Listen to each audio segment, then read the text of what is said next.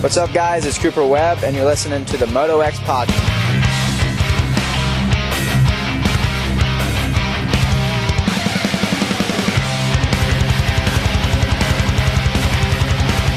Hey guys, what's up? This is Aaron Plessinger, and you guys are listening to the MotoXpod. Save me from myself. My arms and legs are bound. Like an aging cold from another world. I'll scream the truth 6 feet underground. Feel alive inside yourself. Watch your enemies dispel. If I could find a way to avoid this fate, it'll be a story. Welcome back to the MotoXpod, presented by Yamaha Motor USA and Race Tech. We are live once again for another show. This is episode 371 with Dylan Ferrandis and Kyle Chisholm on the phone here in a little bit. Kyle coming down to his very last pro race in full season capacity. He's going into semi-retirement after next weekend, so I want to get him on, talk to him a little bit. And, Phoenix Racing's Dylan Ferrandis. Haven't talked to him, I think, all year. So stoked to have him on. Lots to get into. We'll get those guys on starting in about 15 minutes. We just finished up with SMX playoff number 2 from St. Louis with a points change in the 250 class going into the final round. And a pretty tight points gap. Like, we could have a championship battle at the final round in the 450 class also. But before we talk about those things, let me introduce my co-hosts. As always, except for last week, in studio, working the cameras, taking that burden off of me, Scotty Thompson. What's up, dude? Not much, man. Just recouped and rested after a nice week at the beach, and glad to be back. Well, good to have you back. Good to have you back. I think I crushed it last week, but I didn't miss you either. Yeah, cool. Honestly, I realized I can do it by myself. I don't really need you. That's fair. Also in studio, it's hit or miss with this guy. He used the excuse last week that his mother passed away, so he couldn't make it here. But he's here tonight. TJ Smith. What's up, TJ? Oh no, it's true. It's true. Yeah. Actually, I didn't know that. I'm sorry, man. we did have a That's what funeral. you get for not listening to the show. The hard part was just using the stake and making sure she was dead. But other than that, everything. Oh, Jesus. That will tell you TJ's sense of humor right there. As a matter of fact, for the pick one last week, I meant to tell you guys this when we were doing the show, that he sent I asked for pick one options. He goes, how about pick one, having your mother or your father pass away? I was like, yeah, I don't think we're going to go down. We'll skip that one. I don't think I would say something like that. You know, I'm pretty sure I have it in the text. I mean, No? wasn't me. No, it wasn't you. Okay. As I said, the show is presented by Yamaha Motor USA, and we are in the Yamaha Motor USA opening chat. At Yamaha Motor USA, we don't just build motorcycles, we engineer legends. From championship podiums to off-road trails, the YZ platform has defined dirt bike excellence for generations. Whether it's the raw two-stroke power of the YZ 250, the precision of the 250F, or the dominance of the YZ 450F, which, by the way, just the new 26 model had the ride day, the media test day just Monday, I believe. So you guys should start seeing some things out on that new bike this following Monday when the embargo is released. But excited to see that, get my hands on one. But every YZ is built for riders who push harder, ride faster, and demand the best. Check them out at YamahaMotorsports.com. Also, don't forget about Race Tech. For over 40 years, Race Tech has been supplying the motorcycle industry with the high-quality suspension components made right here in the USA. Let me grab this service center. Let's see here. If you guys are in Texas, anybody know anybody in Texas? No, me either. 812 Suspension, providing honest, high-quality suspension work since 2010. Where in Texas? Do you know? It doesn't say, man. Thanks for calling me out. This came straight for Checkers. It doesn't say in Texas. I mean, Look, Texas isn't that big. Texas is this small. It's not that enough. big, dude. Just go to racetech.com and find your local service center. Cool? Cool. Sounds good. Okay, so we have about 15 minutes before Dylan Ferrandis comes on. We could talk about SMX a little bit, the tracks, what's going on coming up this weekend, or we could talk about my race from Saturday. You pick, TJ. I mean, the professionals. I think I was going to take his race. Oh, okay. Fair enough. Wow. So we're divided. I mean, we could touch on my race in a little bit. Let's do this. So SMX, I did mention, right, Joseph, with what happened last week, we don't need to so much get into the Levi Kitchen taking out Hayden Deegan thing because it's been discussed on other shows and all that. But we have a points change. Joe Shimoda's in the points lead, and it's going to be tough. Like, even if Hayden wins, I think Joe has to get at least third, I believe. I didn't do the math, but if Hayden wins and Joe gets second, Joe's the champion. Really? Yeah. I didn't realize it was that Yeah. like that. I think it's 9 is 9. what, and there's a 10-point difference. Wow. So, like, people kind of talking about, will there be retaliation for Levi? I say no freaking way. Hayden's not going to take a chance of losing the title because he does something to Levi that costs him a spot. You can't do that. Hayden has to win and then hope that Joe doesn't get second. Yeah. As a matter of fact, he'd probably be like, Levi, follow me, buddy. Let's go. Yeah. You know, like he needs guys like Levi to beat Joe. Do you think that he like tries to put Joe down if Joe's in front of him? Sure. I mean, like straight up because he didn't. I have no problem with what he did with what's his name, his teammate? Cole Davies. Cole Davies. I have no problem with that. And I would have no problem if he went in and took his front wheel out. Yeah. Nothing like Alessi did, but you know what I'm talking about. Yeah. But a good clean out, it's part of the game. How about this for a scenario? Hayden's winning, Levi second, And Levi Joe pulls- third. Levi lets him. Levi's like, oh man, my brake went out. I missed that turn, Joe. Sorry. Go ahead, go on by, Joe. Here's a question. If that does happen, there's betting involved. Yeah. Ooh. Well, yeah, you can't make it obvious anymore. That's what I'm saying. Yeah. Well, plus, I mean, I think Levi's in the position to where he needs to get every position point he can to get every dollar he can. So I don't know. I think Yeah, I think one spot he might. You're probably right. Like personally, he's going to want every dollar he can get, but also at the same time, if you really have an issue with Hayden, and you're like, then you let Joe go. Maybe I made a little mistake. If you're in Joe's position, still gonna make a lot of money. If you're in Joe's position, yeah. Let me phrase it. I'll put it this way: if I was in Joe's position, I'd be going through the pits, going, "Hey, man." To the guys who can be. If you're between us, if you let me by, I'll cover the difference in your bonus. Yeah. Yeah. What did you guys think overall of St. Louis? Like the track looked super cool. It was cool. I said last week I was like worried that I didn't really think the U-turn, the horseshoe. Oh, I thought that was so cool. It was, but I wanted more. I wanted to go farther in and do more stuff. Yeah. I love it when they go down a tunnel or something like that.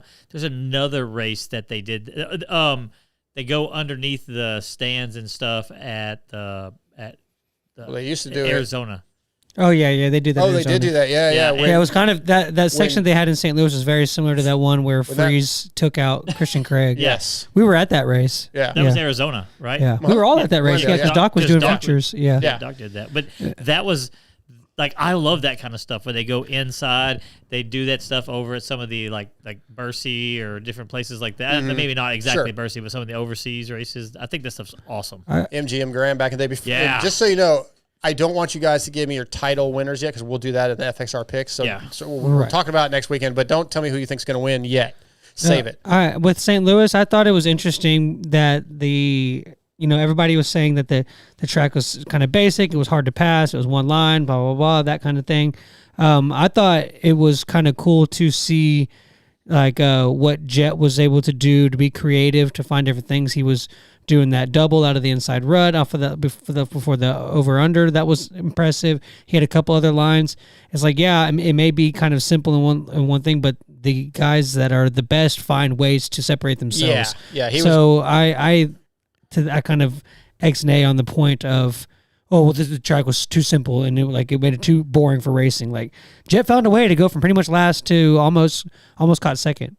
Yeah, the first 250 moto was a little bit anticlimactic. Fair enough. I hate using the word boring, but Hayden pulled the whole shot and Joe is sick. Yeah. What are you going to do? The track did look cool. There were some cool elements. It was like cooler than I thought it was going to be. So I'm not going to complain. In Vegas, I like how they did the change of dirt. Yeah. What? Go ahead. Sorry. No, go ahead. Oh, what? Sam Boyd Stadium is still there. I think it is still there. Yeah, I don't think it's torn down yet. But is that the plan? It's like they're not using it at all. No, I don't think it's used for anything. Okay. Yeah, I think it's like closed off. I just was curious. Yeah. The stadium. For some reason, nobody likes the speedways. I've not been to one, So, so the people who are complaining about it are the people who are there. The same people who complain about Daytona. Daytona is not bad to watch on TV, Right. but it does kind of suck when you're there. I've been there multiple times. And The one in Dallas wasn't. The one in Fort Worth was not that great. Were you there? Yeah. Yeah. Okay. Yeah, we The were dirt there. was terrible, though. But like watching it on TV, the dirt was bad, but the track was It's just fine. hard to see the whole thing when you're there in person. You can't see That's the what whole I'm thing. getting at. Yeah. So, I mean, It's not viewer friendly, but then really most nationals aren't either. if where they're you can going see everything. if they're going to do that, like they had talked about an actual outdoors track somewhere, like maybe build one at Coda or whatever, it would be awesome to bring it to Texas this time of year. It's not too hot.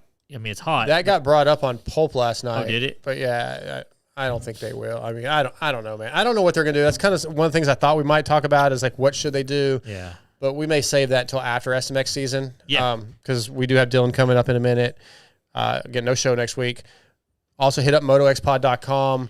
Go there. I put up on the podcast forum channel also an interview with Levi's mom. I did another Moto Moms, but then the written version with photos is up on MotoXpod.com. And TJ just submitted an article or a story he wrote that will be up in a few days on MotoXpod.com.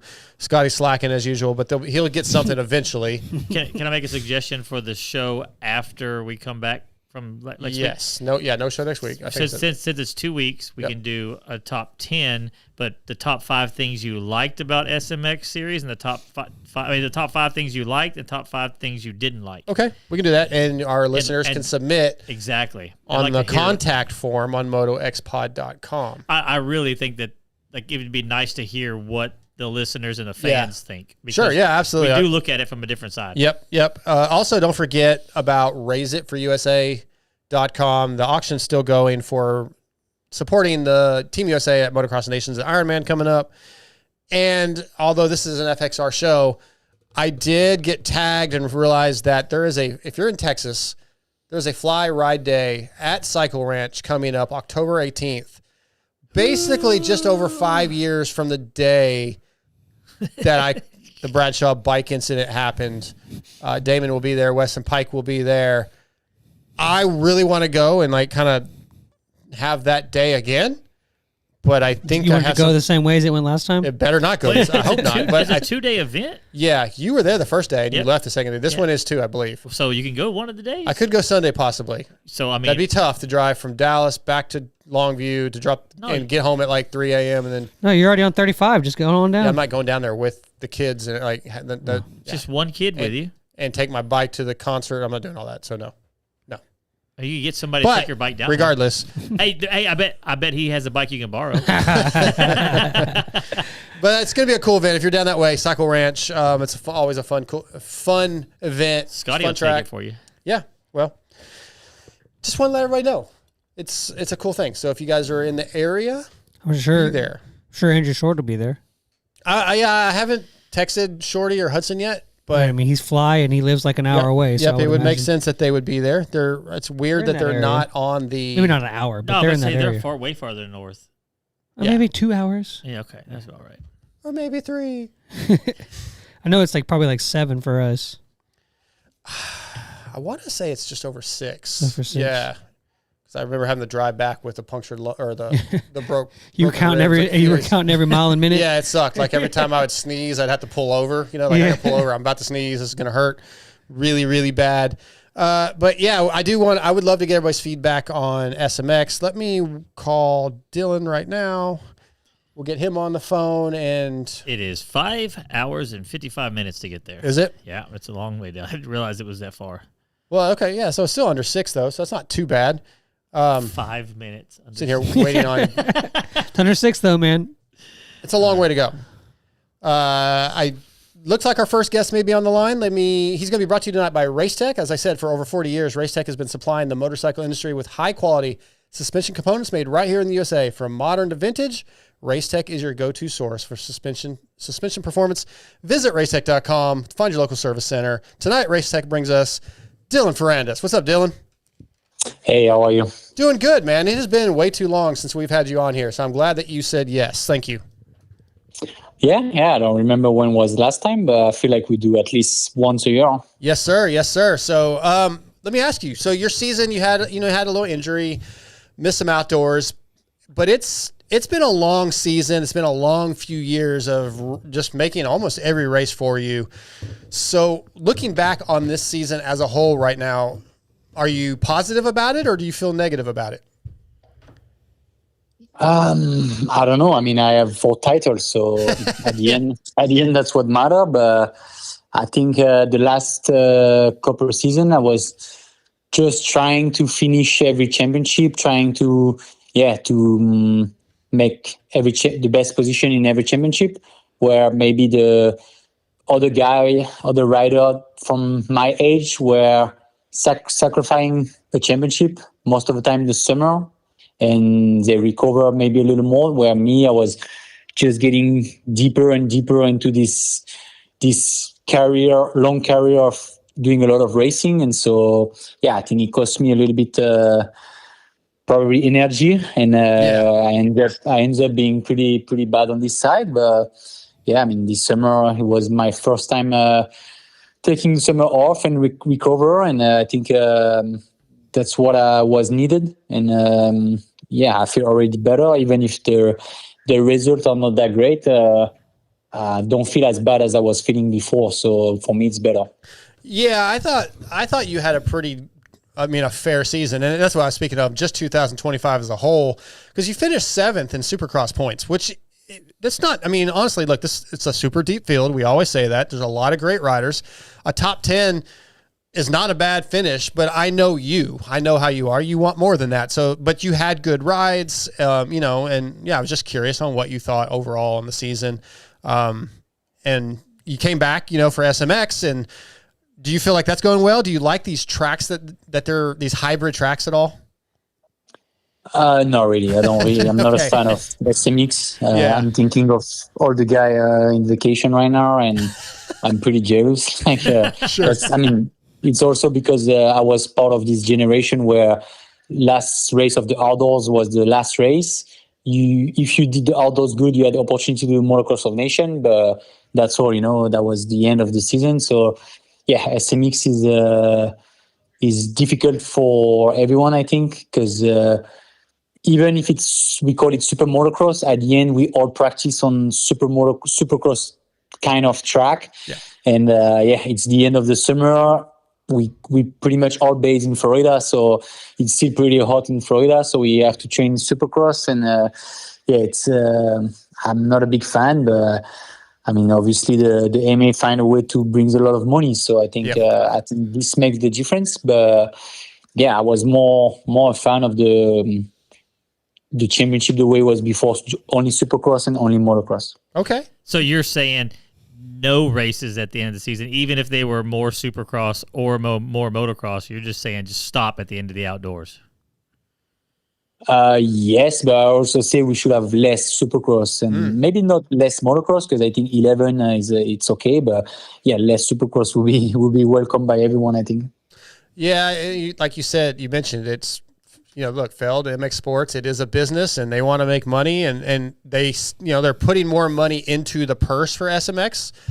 And their excuse or their reasoning, they say, is, it used to be, I guess they're saying it's only really 3 races less because you used to do Monster Cup, or maybe you would do Paris, but those were choices to race those, where now it's a season that it's kind of almost forced on you a little bit. So I get it. As a fan, we like it, but you guys definitely need a break. It's funny you say, though, what you said a minute ago about being jealous of the guys on vacation, because in the past, you and I have talked, and you said, look, yourself and your wife, she doesn't get to maybe go to a concert sometimes or whatever, because like, I'm here to race. It's all about racing. And now you're kind of, I'm hearing you talk about like, ooh, I'm ready for a break. So it almost feels like your mentality is changed a little bit. Yes, you want to go race and win, but now, hey, I need some downtime. I mean, when I'm in vacation, I don't mean I want to go somewhere. I just I want to sleep in my bed for two weeks, and don't have to. Just have to relax and stop training, because that's the thing. Like right now with the schedule, we have to train 11 and a half months a year. So it's more my point of view.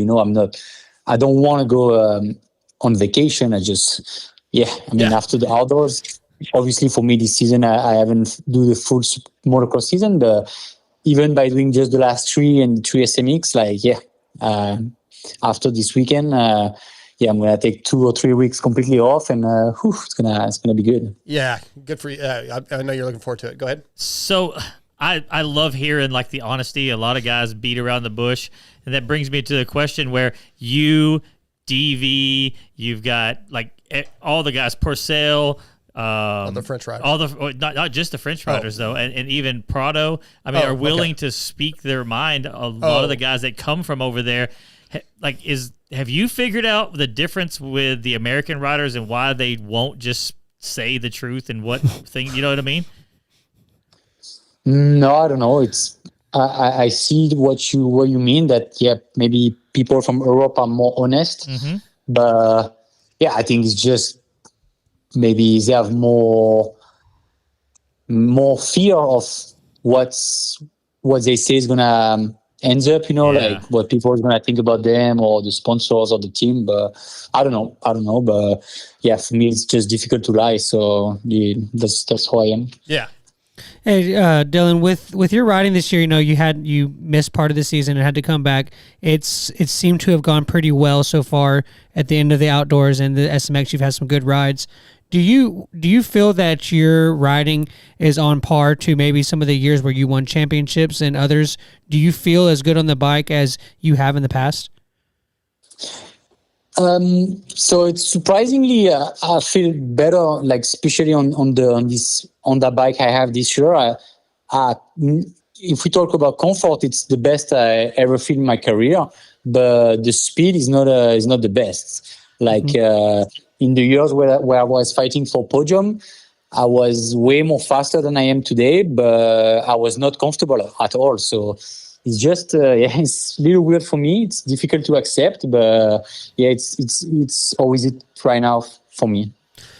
Can you explain that a little bit more? Were you riding uncomfortable, but maybe not as fearful to ride uncomfortable, and now you don't want to ride uncomfortable, or is it something with the bike that you're going fast, but the bike isn't really comfortable? I guess I explained it so I understand a little better. I think first is more fitness for me. I think in my best years, my fitness was much, much better than what I am today. Obviously, I explained the reason. I was always tired, always sick. I mean, maybe I pushed that fitness so high that at the end, I just couldn't sustain that training, and I ended up being always tired and sick. But so maybe that's the reason. Number one is before I was stronger and I just could handle more the discomfort of the bike more than today. But maybe also the pace and the overall level is maybe better today. Yeah, and that's the reason why I asked that is because a lot of you guys have been around for a while. Yourself, Eli, Roxanne, everybody that's been in the class for a while. But you have the new guys like Jet and Chase that have came in and brought new speed. I always find it curious to ask if the pace has really changed since a lot of the same guys are still there.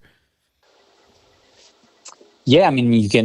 There's more than just Chase and Jet. There's Hunter. Right. There's Justin Cooper, RJ, Just Move. So I think it's just the old guy are riding longer and the young guy are coming up. So that's what makes the field just as good as it is now. But for sure, like for all the guys above 30, like me, Roxanne, Eli and stuff, obviously they're better than me, but the pace they can go and for how long they can go, it's insane. Like they're very good and very strong. Dylan, so you mentioned 30 plus, you're 31 years old, I believe. How does the body feel now, like after a race? How's the recovery? Have you changed a lot with how you train? I mean, of course, for me, the last 2 seasons, it was a big problem. Like after every race, I just couldn't train for a couple of days. Yeah.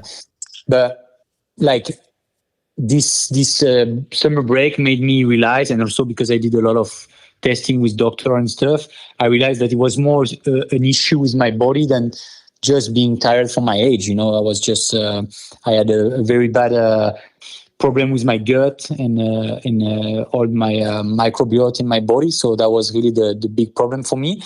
But yeah, the last 2 seasons have been after a race, like for 2-3 days, no training, no gym, just a light cycle. So yeah, that was a big problem for me. Now it's better. The last couple of races has been much better. I can train almost normal. But yeah, I feel like if I can end up this weekend safe and get a good recovery season and get back to the training that I used to do when I was younger. I think now that my body's fixed, I would say, I think I can do that again. But for sure, the last 2 seasons has been a big problem. And I was asking myself the question, like, I am too old for this. Like, what's wrong with me? I was going to ask that. Is that something that the issue that you fixed? Were you dealing with it for a long time and just didn't realize it until it was found, or it was like you were just trying to point them in the right direction?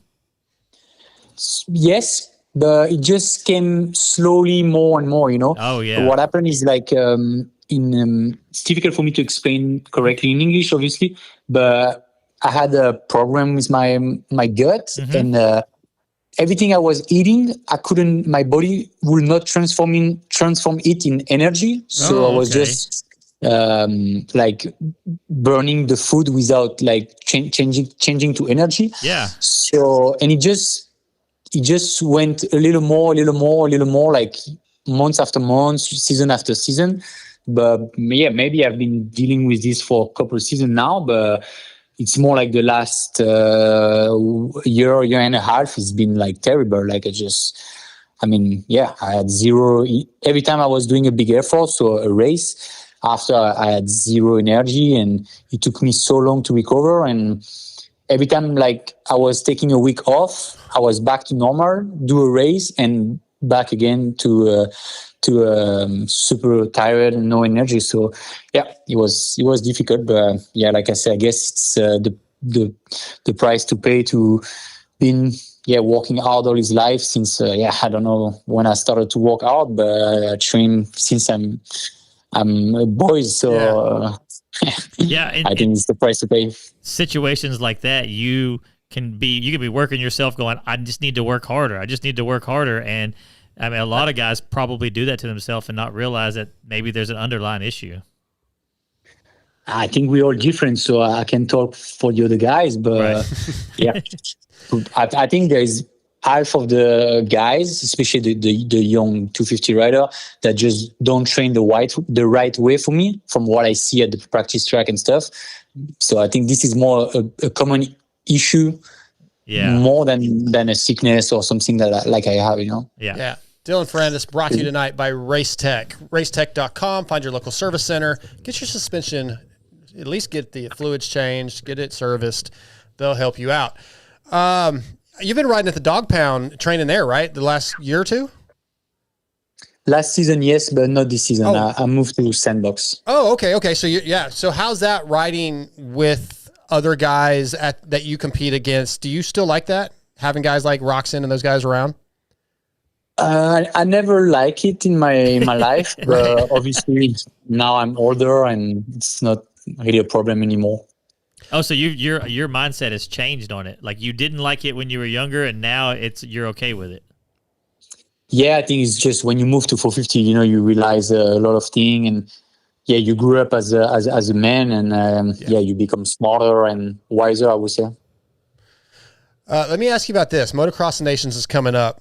I think you told, I want to say it was Lewis Phillips from Vital, that it wasn't necessarily a goal. But are you a little disappointed? Is it something that you would have liked to, obviously it's always an honor to race for your country, but I think in the past you've kind of been indifferent. Like, if you did, it was fine. If you didn't, it was fine also. It was some season where I was really disappointed not to do it, especially the last time they had the race in France. Like, I never did the Motocross of Nation in France. So it was one of the goals of my career. But for this season, I told the team manager that, I was just coming back from a sickness. So I told him straight that don't count on me. Like, I will never be at 100% for the race. And also, after racing Ironman, the new layout and stuff, I say, I don't want to race this track ever if I can. So I'm sorry to say that, but someone has to say it. That's interesting because the last couple years, not this season, but like in 24 and 23, I thought that track looked awesome. It looked really cool. And then this year, it was not good. And I think that was mostly track prep. Do you feel it was track? Go ahead. No, it's not only track prep, it's track changing also. Like the way they change it is that it's just not, it's not what the sports need. But for me, Ironman, I raced it the first time in 2017. 28. I have a doubt. 2017 or 18, I don't remember. It was when I rode it for the first time. It was my favorite track in the world, like one of my favorite track in the world. And I see the track just changing year after years and to become what is it today. So, I mean, everybody has his opinion, but for me, it just destroyed the track. Like, so it used to be the best dirt, such a fun layout, and yeah, so keep adding wood chip on the track and not rip the track deep. Like, I mean, it's just not what motocross need, and it's not what motocross was in the last 10 years, you know? Okay, fair. I also want to go back to earlier this season. There's another race I want to talk to you about. Glendale. As a fan, as a media guy, that was one of my favorite races. It was one of the coolest tracks. But you, if I'm not mistaken, you were one of the guys that had a lot of, like, you bent some axles that night. What did you think of that track? Because it looked cool, but it did some damage to some bikes. Glendale, you mean? Yeah, Glendale. Yeah, did I not say that? No, you said. Okay, yeah, Glendale, because it had those huge jumps. And, yeah, I think you had some issues, and Kenny. Yeah. This year, it's the wall jump. The wall jump to the flatland. Yeah. Yeah, every session, maybe not the first practice, but from practice 2 to every main event, the Triple Crown race, I broke my rear wheel, how do you call it? The middle. The axle? Yes, I bend the axle every session. Wow. So, and the problem is, like, I bend it in qualifying, but we were like, it must be just I push hard for one lap, or we don't know. And first moto, I was riding decent, and the bike was starting to the chain was starting to don't catch the front sprocket anymore. So I was like, wow, like what's wrong? You know, I'm gonna broke the chain or broke something, or the bike won't ride anymore. And we had to jump this massive quad, and so I was so scared. And I finished the moto, and we checked the bike, and I bent the axle so hard that the rear wheel was moving to the front.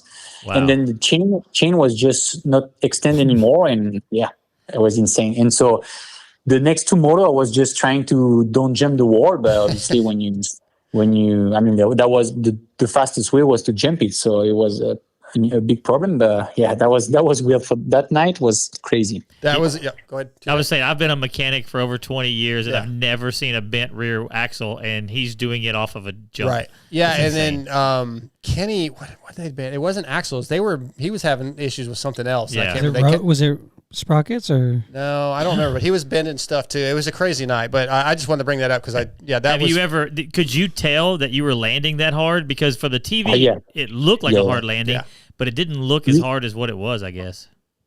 We had this two wall jump, the big quad, and it was this jump that also Kenny was doing, I think, before the finish, in the rhythm before finish, that I didn't do, but even doing the normal way was a big jump. So, too many big jump, I guess.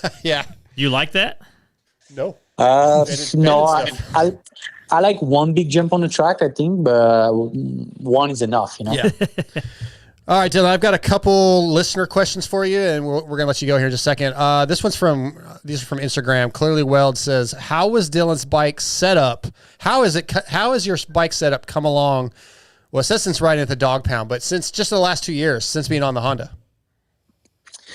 It was not easy, I'm not gonna lie, because when I was riding with the Lawrence, I was looking at the HRC bike every day, and my bike was not the HRC one, and it was difficult because we struggled a lot with some part in the bike that we didn't have the right parts.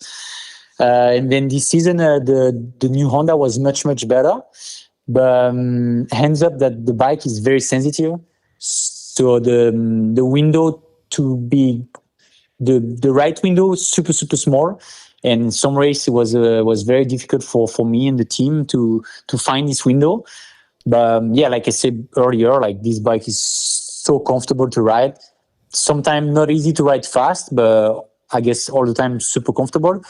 Obviously for me, I think at the end of the season it was a little more difficult for setup because much of the crew members in my team that are from Factory Connection were asked to move to Ducati.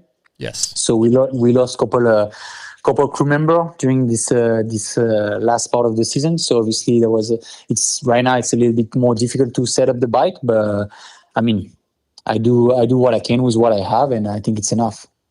Yeah, absolutely. Well, Dylan, all right, so you mentioned Ducati, and I know you probably can't say much, but can you tell us anything about 26? We know what the rumors are. Do you have anything you can say?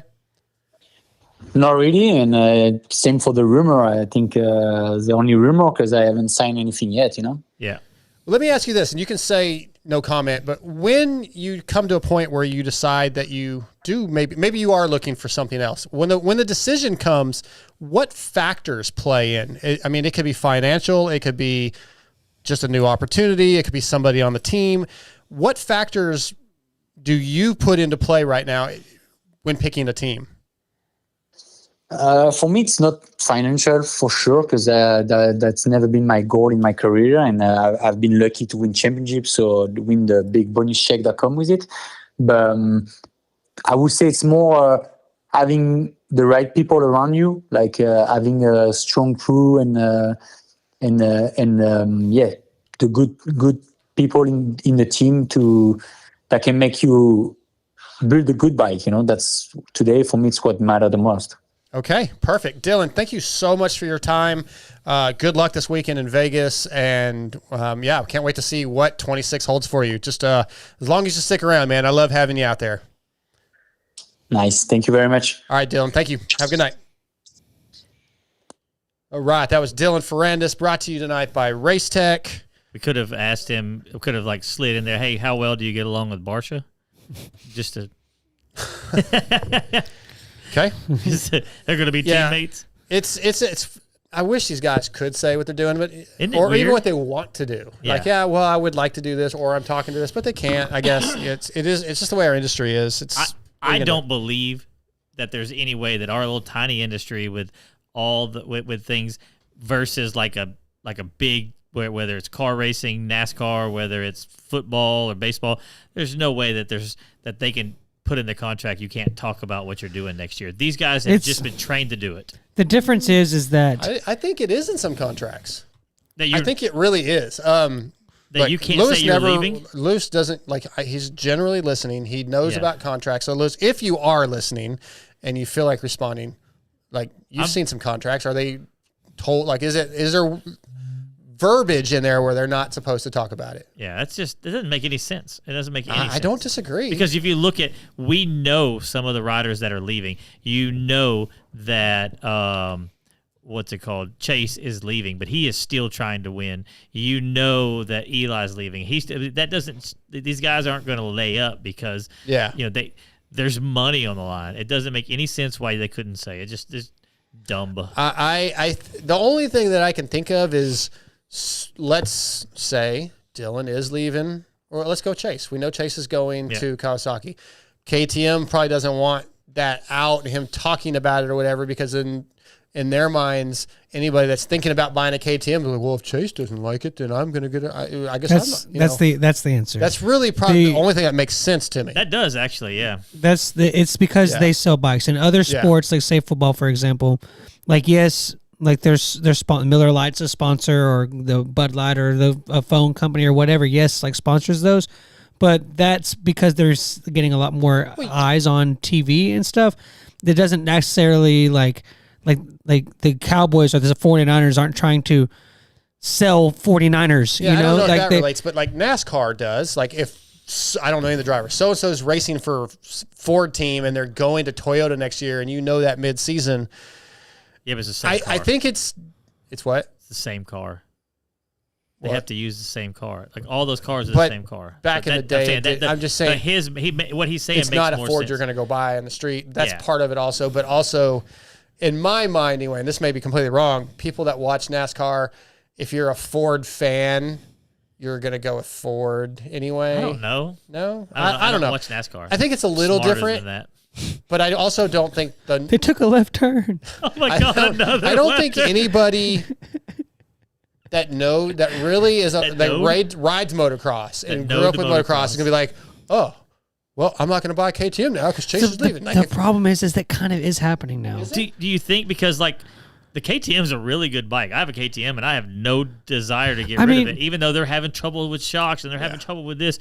The KTM is a really good bike. I mean, look at what's happening with Cowie lately. Cowie can't sell their bikes. Their bikes have sucked for years. Well, I don't know. Look what they did to AC. I just I don't really totally believe. And I've been wrong once in my life. I don't truly believe that if Chase were to say, yeah, hey, next season, like 3 months ago, or Eli, I mean, Eli, from what I understand, signed to KTM the week after Denver. If he had came out and said, yeah, I'm going to KTM next year, that somebody that was about to buy a Yamaha is going to go, oh, I'm not doing that now.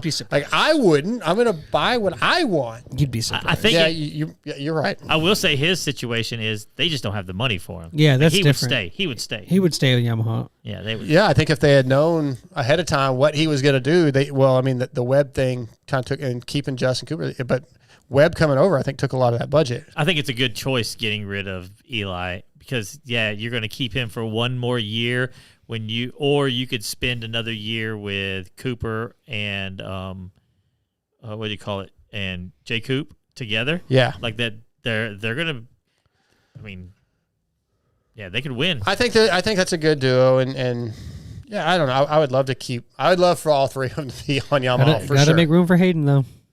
Yeah, end of next year. Yeah. Okay, let's do X Brand emails before we get to Chiz.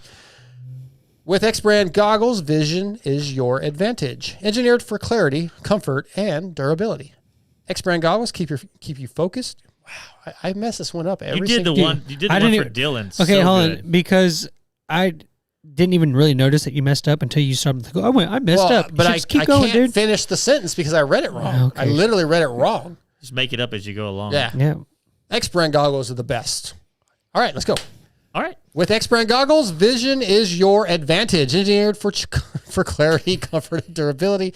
X Brand goggles keep your focus sharp through roost, rain, and ruts. Trusted by champions, built for every rider.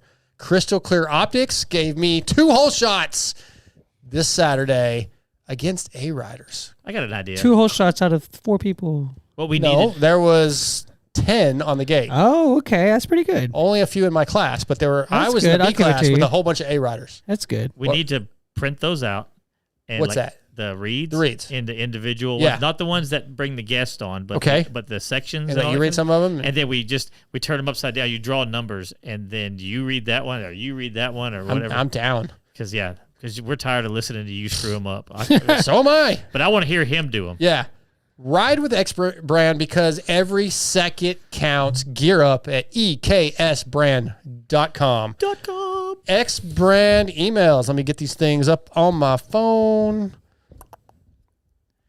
Let's go with... That's last week. Here we go. All right, Chris Wood. Good? No. Your mic messed up? I hate this mic stand, dude. I think it's trash. Well, we'll see if we can fix it. Well, maybe we'll move this other one. You don't keep hearing going. Well, yeah, but you're always moving it. Yeah, no, just leave it alone. Quit touching it. Yeah, quit touching it. I have to fix it like now. Trey Kennard with his mic last night. All right, Chris Wood. Dark. I was drunk that night, but I still think you need a forum on your website. This is based off an email he sent a while back that we should do a forum. Oh, that was a drunk email. I don't know the financials behind having that done, but it would be a good way to interact and update your fans. We easily forget things this day and age, so you could have your email subjects, top fives, etc. posted. I think it'd be more fluid for interactions. Give it some thought. And Chris, I actually don't mind that idea, like just having an open forum or something. But I think I said before, like that's Vital's thing, and I don't.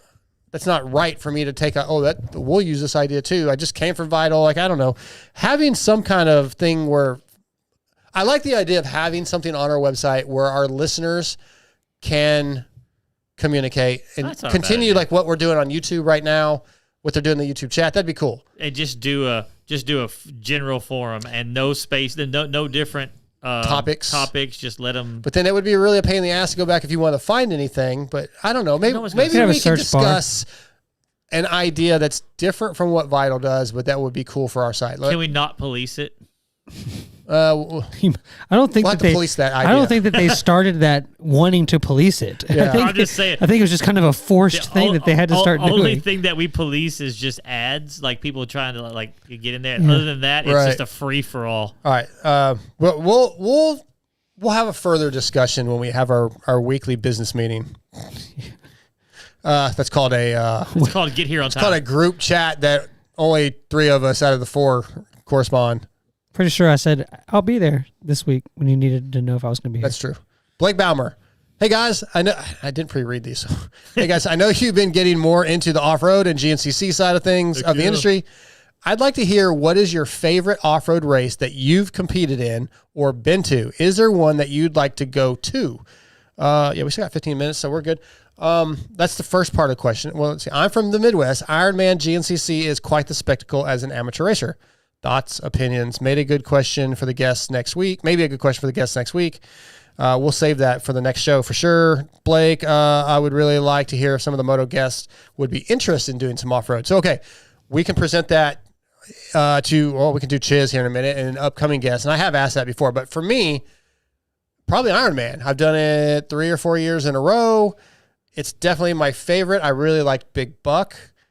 I did Wild Boar, and that was fun, but I almost died, so it's at the bottom of my list.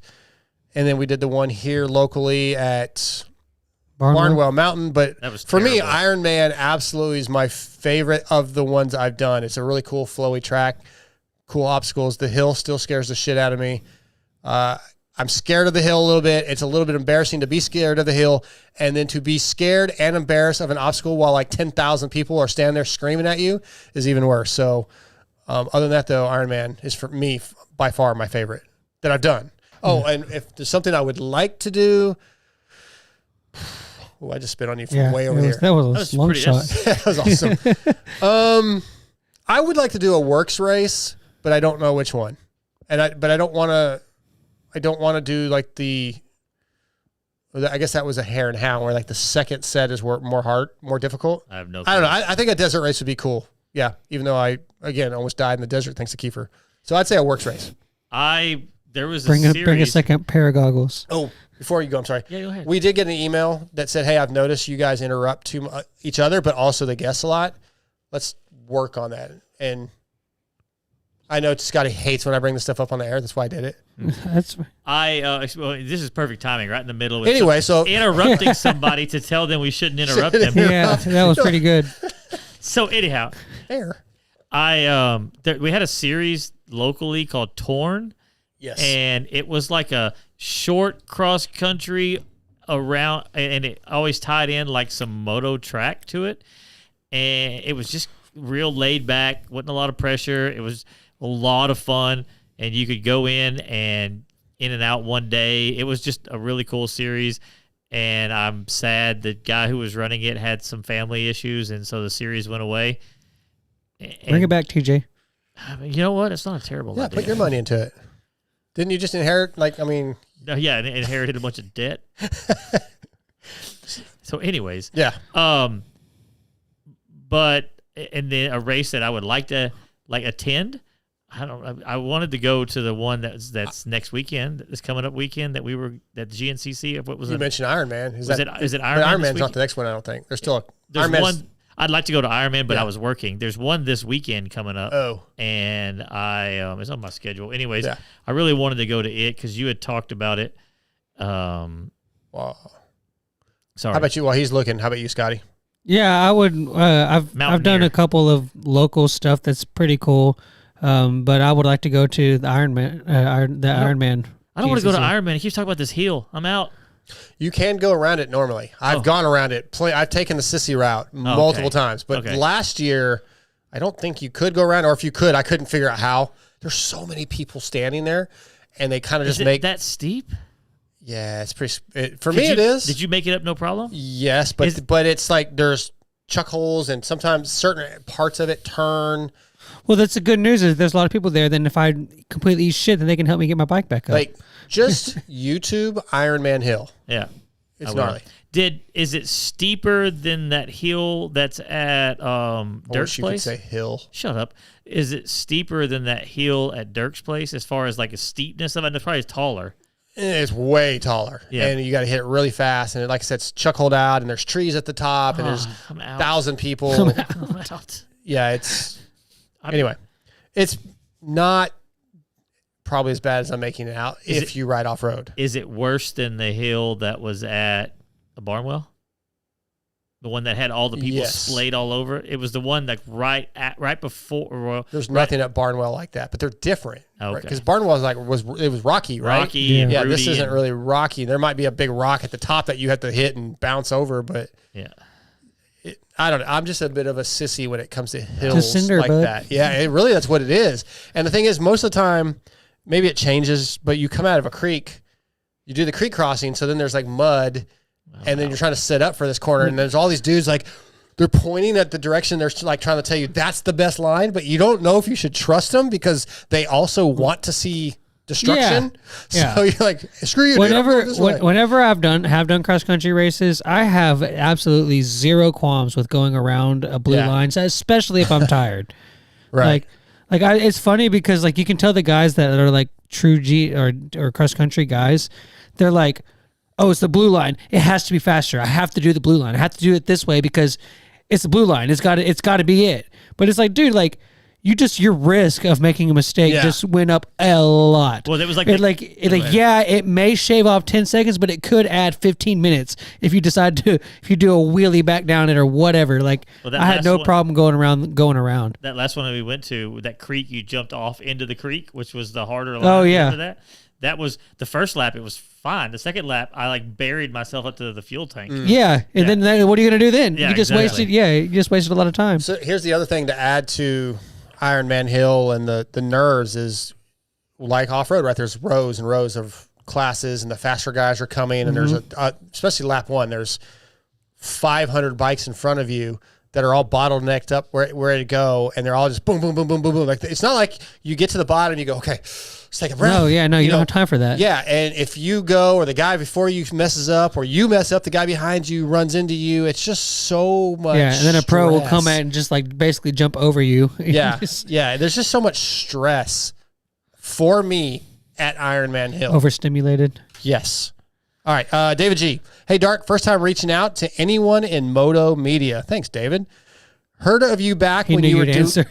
What? He knew you would answer. Probably. Heard of you back when you were doing Steve's wrap-up show, and I kept following you through your journey. Lately, the playoff venues have been difficult to find a good place to hold Supercross features with the deep moto sections. I don't know if anyone has brought this up, but has anyone from Feld tried to bring this to a soccer stadium? I don't watch that sport at all, but I did attend the 07 X Games when they held it at the Home Depot Center. They held FMX Moto and Supermoto all in the stadium and even had the track exit the stadium and go out in the parking lot. So I don't know how many soccer stadiums we have. Is that a thing? Are there soccer? We have a few. They go to Snapdragon. That's a soccer stadium. I guess so. When I read that, I was thinking like European soccer stadiums that they look like they're twice. Yeah, we don't the really size, have those which in I don't America. think we have. But I'm sure there are venues like that. Birmingham was a soccer stadium. Okay. Is that what it's for? Mm-hmm. All right. So, yeah, I don't know. I guess, are there stadiums that we haven't, surely there's no stadiums that Feld hasn't been like, oh, didn't know that existed. You know, he but I like the idea Oil of Palace. Huh? The Oil Palace? I think that's getting tore down. It is. Needs to. He does have a point with the Home Depot Center. They used to do the X Games. Like they would run that. They had like that black, I don't know what you'd call it, ramp kind of street stuff.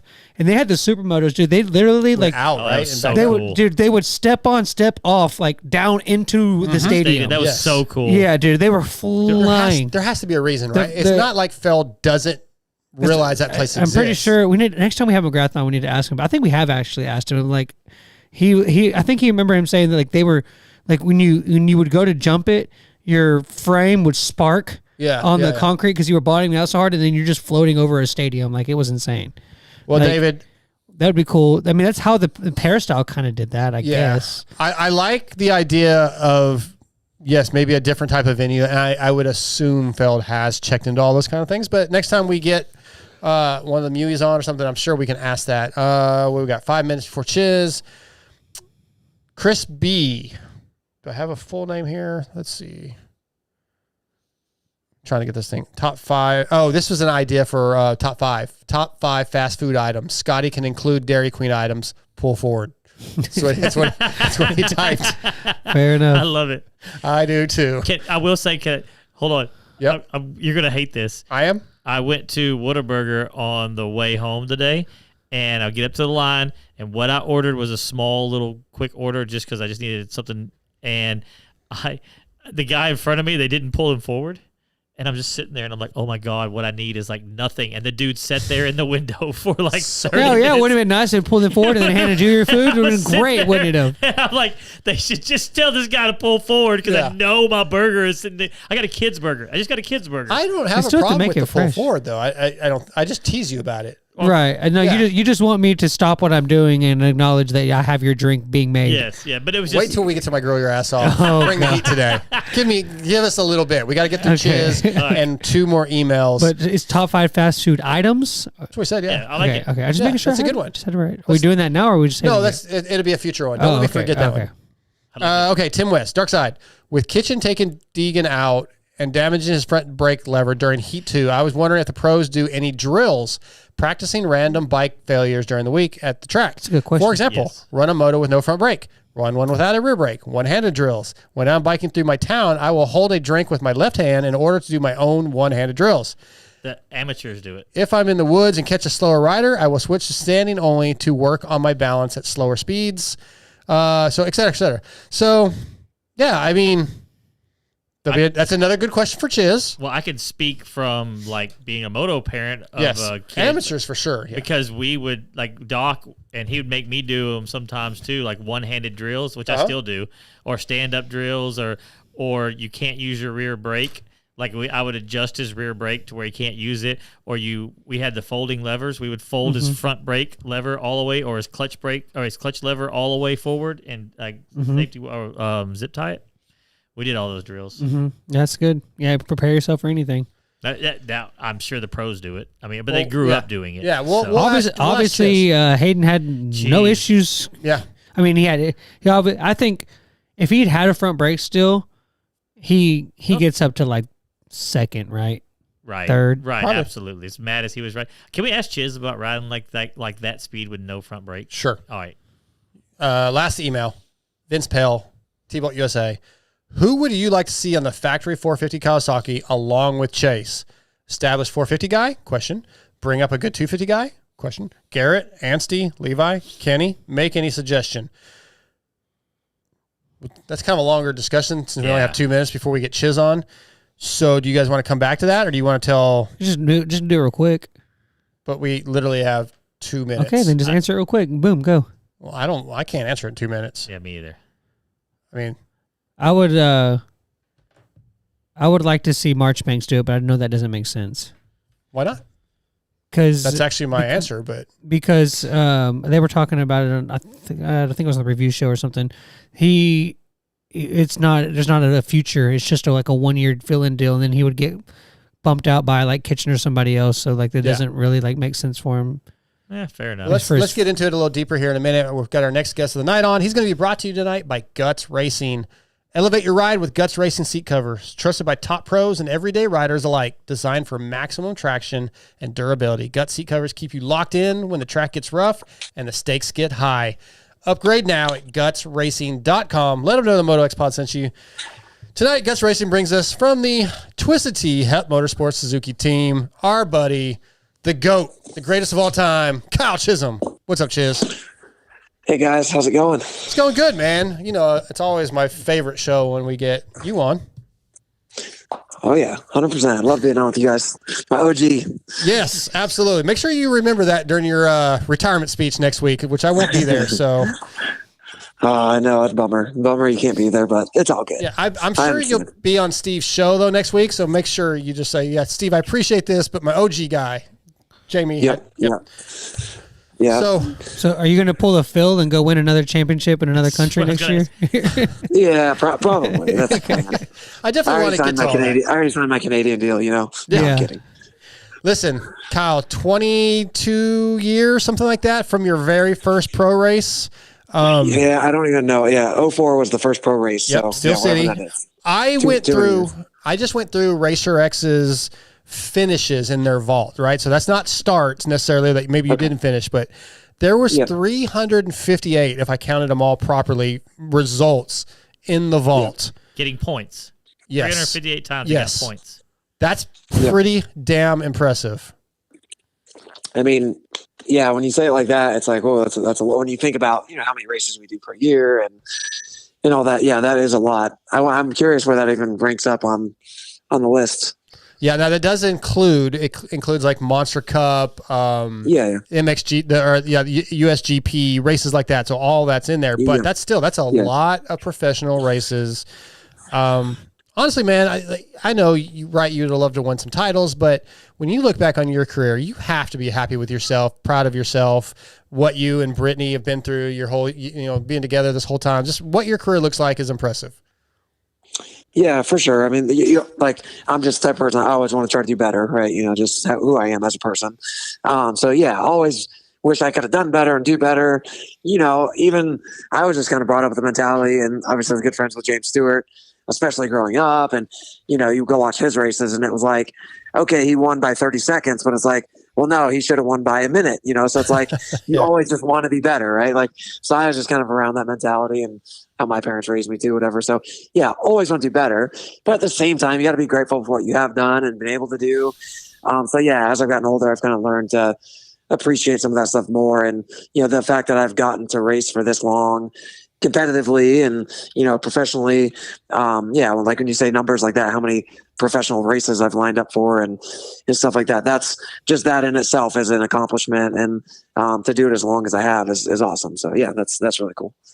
Now you took some time off this off season. You didn't race outdoors, and you're not racing everything full time right now, but are you having that time off was great, right? I saw on your Instagram and Brittany, you spent did a lot of family time, but do you have any sense that you're going to be missing full-time racing, or have you come to terms with it? You're good.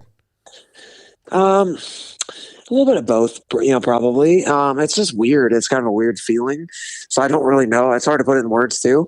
Like after Salt Lake, I guess put it this way. I don't even know how I just look at a calendar.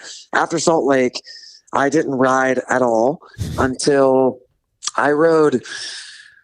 So leading up to Charlotte, so a couple weeks ago, whatever that was, before the Charlotte SMX, I rode 2 days that week of Tuesday, Wednesday, before the weekend. And the week before that, I rode Tuesday, Wednesday, Friday, so 3 days. And then the week before that, I rode 1 day. So I rode 6 times before Charlotte since Salt Lake City. So not much time at all on the bike. Definitely way underprepared, for these playoff races as, what I normally would be coming into the season with and just my normal self. But yeah, like you said, I had that time off. I think it was probably about 3.5 months or something like that. And honestly, I kind of was waiting, okay, do I have the itch to go ride? And I would watch the races every weekend because I'm as big of a fan of the sport as anybody, even though I get to do it for my job, I'm still a big fan of the sport. And, I follow it every day. And, Saturday, we can't do anything, no family day. I got to watch the races or we're somewhere and I'm, watching on my phone. Yeah. So, but honestly, I was like, man, I miss it. I miss competing. I miss being out there racing. But then at the same time, I was kind of like, man, but this is cool too. I've been able to actually unplug and be with my kids and, they're getting bigger and actually have some quality family time where, before obviously I'm very privileged and gotten to do what I've done, and racing, it does take, a ton of our time, but we also kind of make our own schedules for the most part. So I'm able to I'm going to not ride this day because I'm going to go with my kids and do this. I'm going to switch my week around. We have that freedom, that flexibility to do stuff like that, but it's hard to really truly unplug. Even when I'm not at the practice track but I'm still thinking about the race this weekend. And I'm just how I am. I'm studying film. I'm watching, like, I literally just got done watching Vegas from last year because I'm trying to prepare for Vegas, this year, whatever. So like, you're kind of just always, like, for me, again, maybe other guys aren't like this, but it's hard to unplug. Like, so even when I'm having family time, it's hard to truly, just soak it in. So yeah, these last like 3.5 months, since Salt Lake, I was able to really kind of do that. And it was awesome. It was fun. But I would say after, I don't know, a couple months, I was kind of like, I miss riding, miss doing all this, miss everything about it.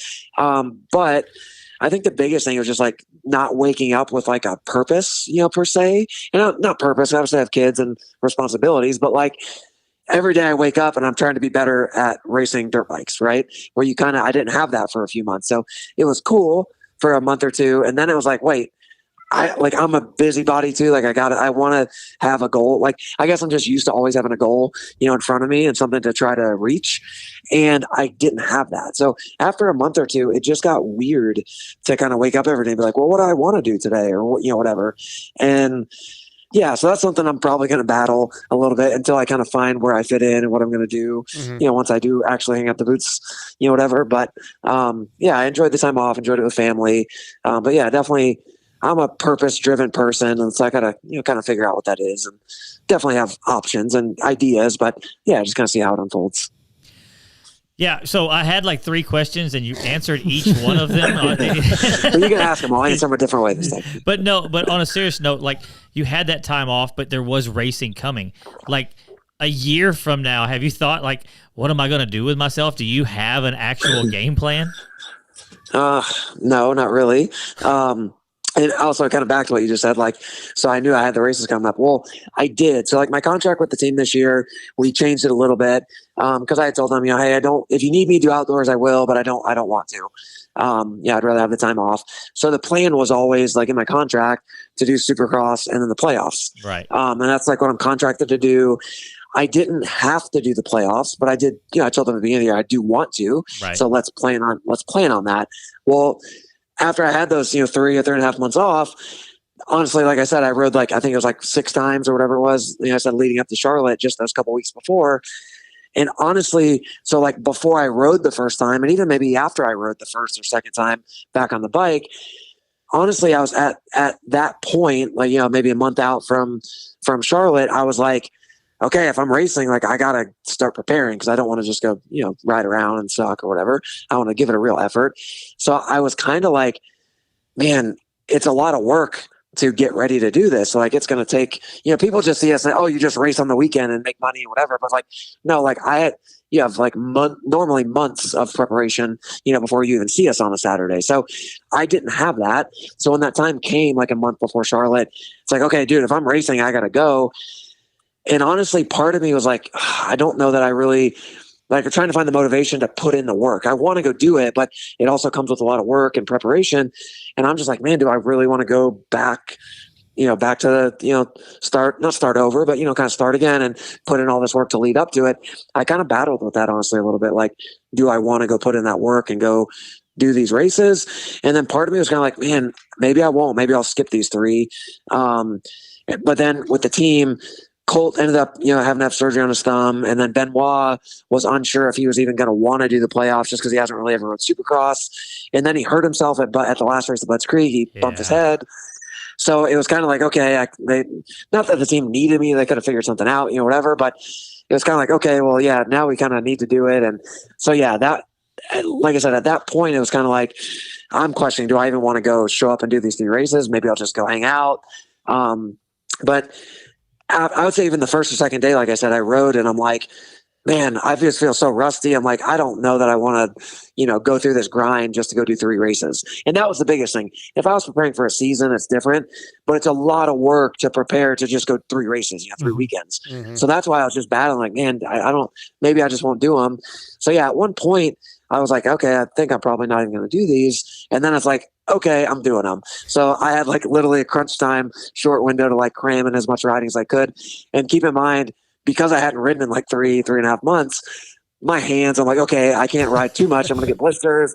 Dude, I had a blister on my ankle. I couldn't even tell you the lot, like just from rubbing in my boots and just like a place that you normally wouldn't get that. But yeah, I had soft hands, everything. My butt is just raw, like, seat bounce and stuff on a supercross track. Yeah. And like, I had to limit my riding, honestly, the first week or so, because I'm like, hey, I can't tear my hands up because then I'm kind of screwed. So I got to like, ease back into it, but I don't have time to ease back into it. So that was tough. But yeah, so that just backing up a little bit there, like that's how it was for me going into these playoffs. But honestly, it all came back way quicker than you think, and I know that coming back from injuries, you always like, oh, I'm going to forget how to ride. And then a week or two goes by and you're like, oh no, I remember how to do this. So yeah, after like a week or, the first 3, 4, 5 times of riding, I was like, okay, yeah, I still got it. I can still make it happen. Not as good as I want to be, but I can still make it happen. So that was nice to see. And also during that 3.5 months I had off, I honestly only probably took like 3 weeks off of like training. Mm-hmm. I probably trained more off the bike than I did when I'm racing. Because honestly, like I said, I'm busy. I enjoy training and stuff. So I was running, 4 or 5 days a week and in the gym like at least 4 days a week. And just doing so. Honestly, off the bike, I was probably in better shape than I was when I was racing. But it's not the same as riding. Nothing's the same as racing and riding.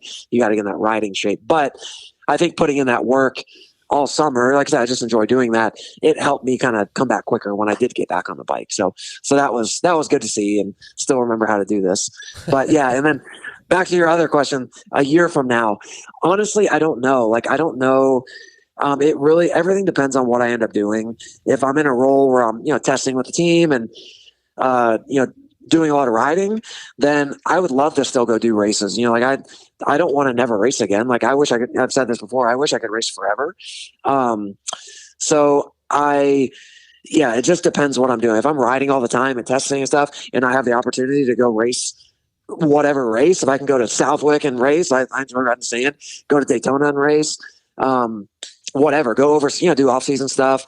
I still would love to do some of that. So it's going to depend, if I don't know, say I'm being a team manager somewhere and I have no time to ride anymore, that's going to be harder to come off, go and race. I'm going to have other responsibilities. So it really depends on what I do. If I'm coaching guys and training people, I love that too.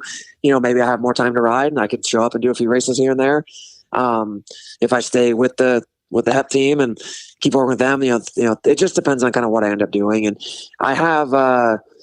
I would say I have a few options. Other teams have reached out to me as well to work with them. And I technically, I guess you could say, have an offer from the HEP guys right now to kind of have a role with them, but it's not totally like clear yet, like how that's going to work. So we're kind of working through that to see how that would work and what I do. And I'd love to stay there, with the team and keep working with them and do stuff there. So just depends on where I fit in, what my role is going to be there and, whatever the other options are. So, I'm trying to focus on racing and kind of keep that going, but, kind of just see where I fit in and what I want to do something that I want to do, not something that I just do it just to do it. Cause if I do something, I'm usually all in. So I'll kind of see how it plays out. Okay. Yeah. Yeah. Just with the, you mentioned 22 years of your career and you've done it different ways. You've been on factory teams, you've been on support teams, you've done it on your own. With these introduction of the SMX playoffs and the kind of the cash payout at the end of it, it gives you guys a little more something to ride for. There's some of that maybe you wished hindsight had been there when you were coming up. And how do you think that changes the landscape for guys in your similar position moving forward? Yeah, I mean, obviously more money in our sport and stuff is always awesome. I think one thing people don't, maybe, just the general fans, whatever, don't realize, people that aren't in the industry like day to day, the drop off from like pay. And don't get me wrong, we all make, and I shouldn't say we all, a lot of guys make a great living, doing what we do. But the drop off from like those top guys or top 10 guys to the rest of us is pretty dramatic, and most sports it is like that too.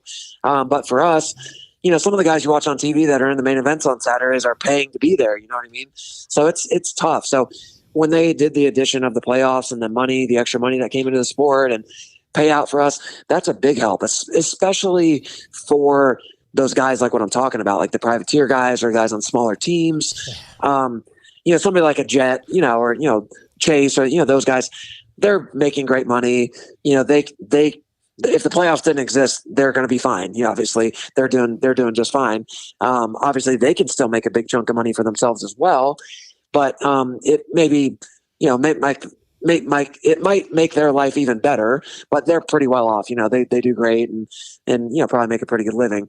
But for those guys that are, main event guys, but towards the back, on the smaller teams, like I said, that, 20, 30, 40, grand at the end of the year is a big chunk of money that goes to their programs. Still not nearly as much as those top guys are making, but the difference that money makes in those guys' programs is probably bigger than the difference the $1 million would make for, Jet or Chase, that they win.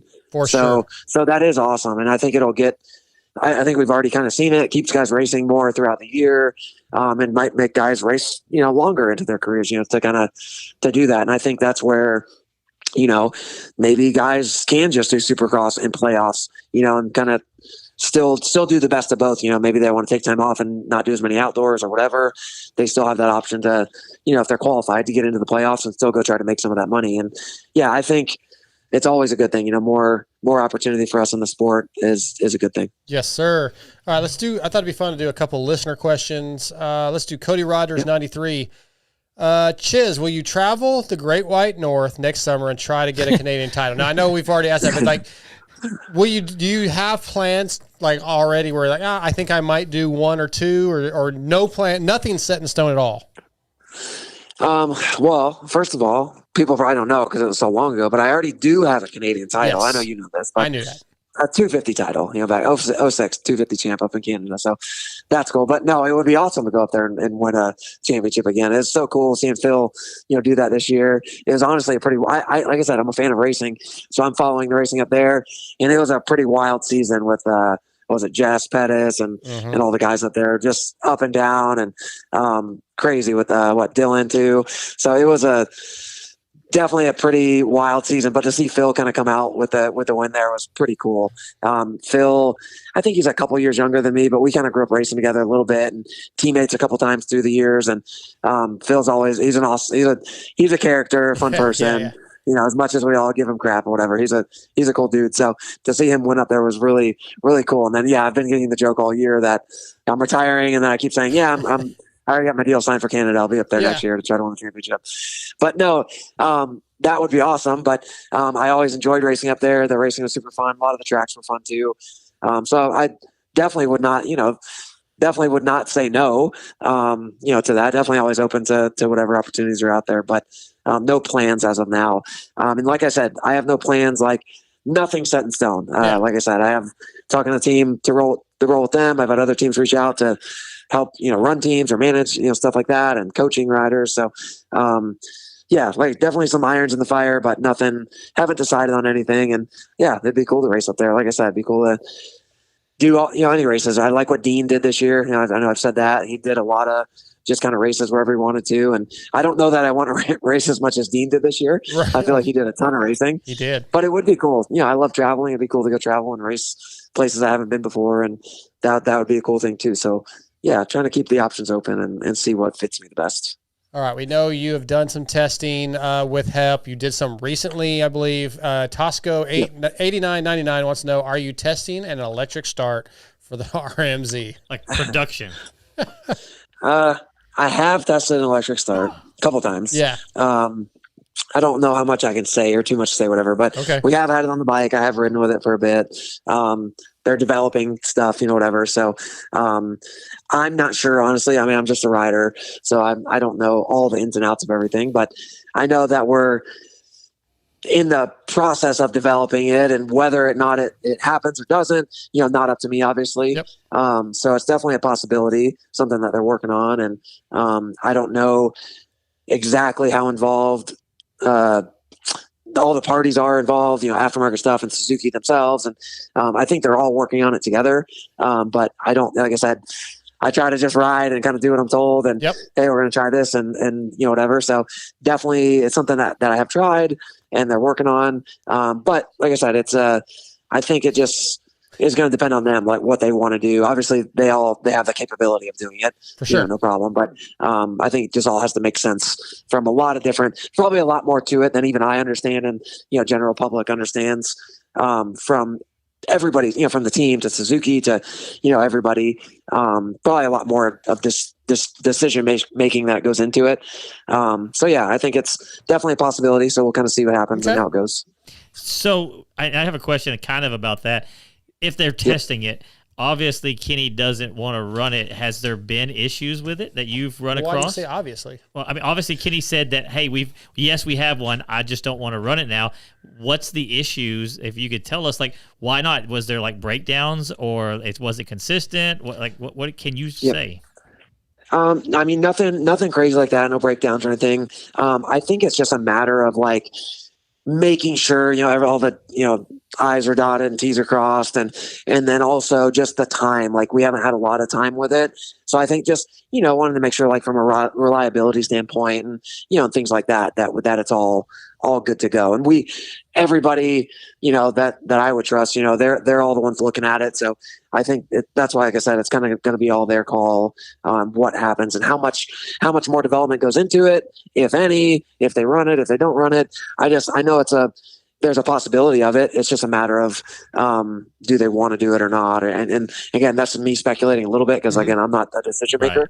Right. But I think it's like I said, a possibility, but yeah, no issues, with it, that I know of. Like I said, I'm riding it and then they're taking it apart and looking at everything and inspecting everything.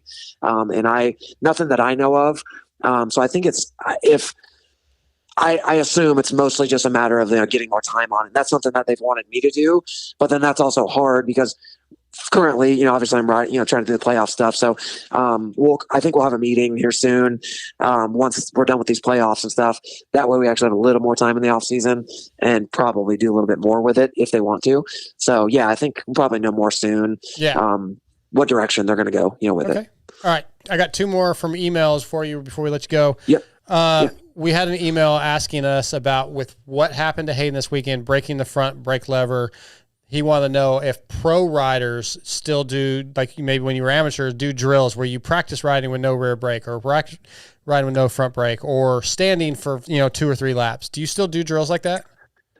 Yeah, I mean, I do sometimes, probably not as much as I should sometimes, but definitely a rear brake one is at least in my world, and some guys that, I ride with, train with, and no rear brake is definitely more common one for us to work on. That's something that, especially for like a right-hand turn. But that's something that can help you with and this is just for people listening, right? Average riders, whatever, people that just ride for fun. A good way to work on corner speed and momentum is to not use the rear brake, right? Of course, the brakes help you to still go faster because you can charge it harder.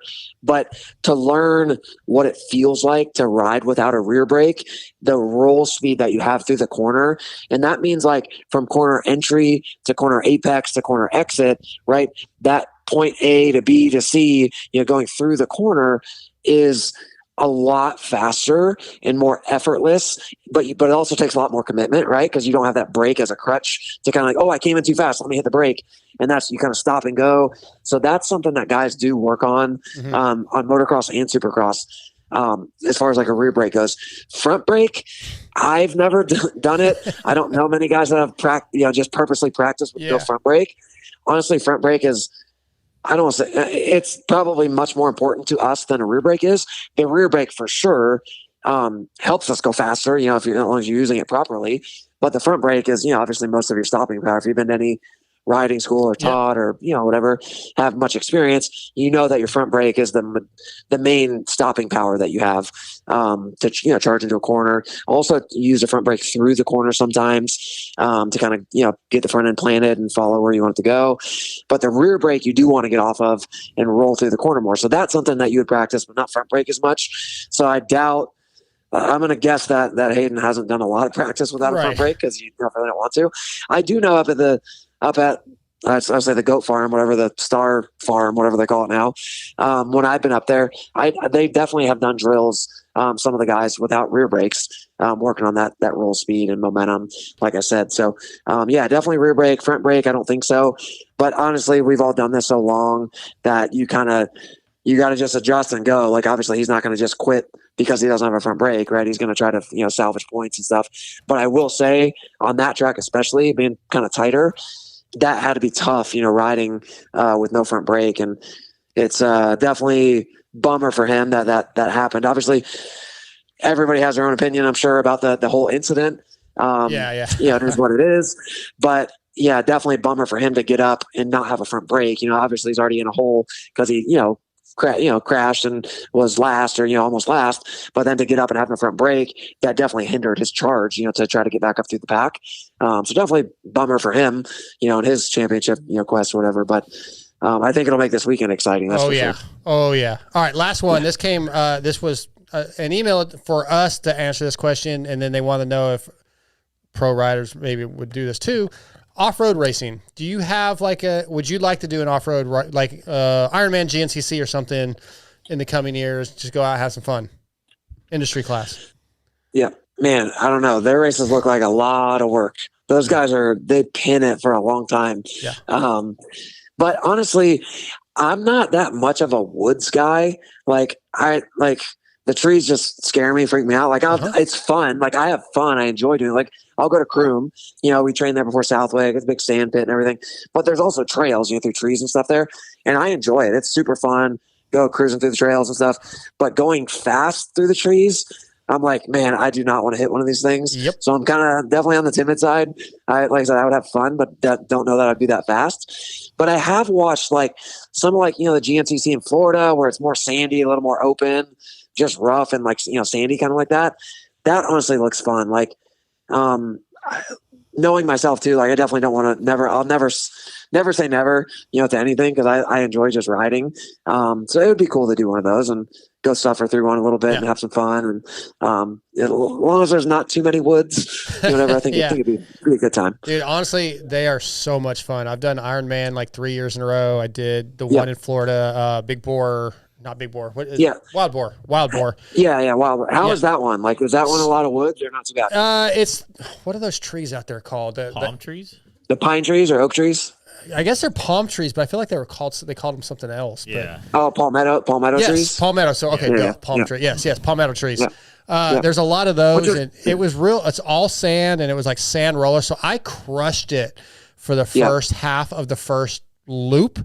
Because all those those woods riders were not blitzing, and I was just like, blah, blah, blah, blah. But then I smoked myself, and I was incredibly dehydrated, and honestly thought I might die. I was blurry vision, couldn't feel my feet, but you'd be fine. Phil did Ironman last year, and he got second, I think. So I remember like I said, I've watched that, see results and stuff like that. So the Florida one looks fun. Ironman's I really enjoy racing the national track there. So that I'm sure that'd be fun there too. It's a cool property, cool place. So you should try it sometime, man. If you get a chance, just don't put any pressure on. Just go out there and have fun. You don't have to go fast. I think didn't Starling do one of those too? He's done it a couple years. Ironman. Yep. So, but I think I remember hearing from him. He's like, just make sure you ride somebody else's bike, not your own bike, because your bike's going to be trash afterwards. Thankfully, I've always been there with Yamaha, or I did KTM 1 year for one of their, bike intros. They had it there. So I definitely wouldn't want to ride my own bike there. It's going to beat it up. Yeah, as long as I have somebody to work on the bike and they're going to take care of it, and it's their responsibility afterwards, I think that would be a definitely a must-have for me. For sure. I guarantee you, Randy Hawkins, who owns Ampro Yamaha, would love to have you out if you aren't with Suzuki anymore or whatever. He would get you hooked up. But all right, guys, if you're in Vegas this weekend, Huddle Brewery, I think it's huddlebrewery.com. Chiz's retirement party. I believe there's still tickets left. I heard Skip on Pulp last night. I can't get to Vegas this weekend, so I'm going to miss it. I did just text Steve. Can't believe you're missing it. I know. Well, trust me, man. I was trying. I'm taking my daughters to a concert this weekend, too. I texted Steve a few minutes ago because Skip said last night the Chiz glasses are limited. And I just texted my Steve, if there's any left, I need one. And he said he has me one. So They are pretty cool. Yeah. So definitely everybody come out, like Jamie said, be a good time. Just honestly, I don't know. I didn't get to go to Phil's last year. Family, nobody came. So I pinned at home last year after the race. So it's a bummer I didn't get to go to Phil's, but he didn't retire anyway, so I'm sure we're gonna have another Phil retirement party. Yeah, too. exactly. So I'll make it to that one. Well, you're not going to retire either, so Yeah, but So we'll do another. We'll do another one. Yeah. Yeah, we'll have another retirement party for you. So I mean, Yeah, we'll do it. We'll just do a joint Phil Chiz retirement For party. sure. One, actually, no, but yeah, when Skip brought that up to me, and then Steve obviously too, I was like, yeah, that'd be awesome. Like I said, I knew about Phil's, and I saw some stuff from it, and definitely looks like a good time. I think he has a cool place there, and yeah, the glasses, super cool. If people haven't seen them, it has like picture of me, my Chiz logo. I think the Grill Your Ass Off logo's on there. Mathis logo.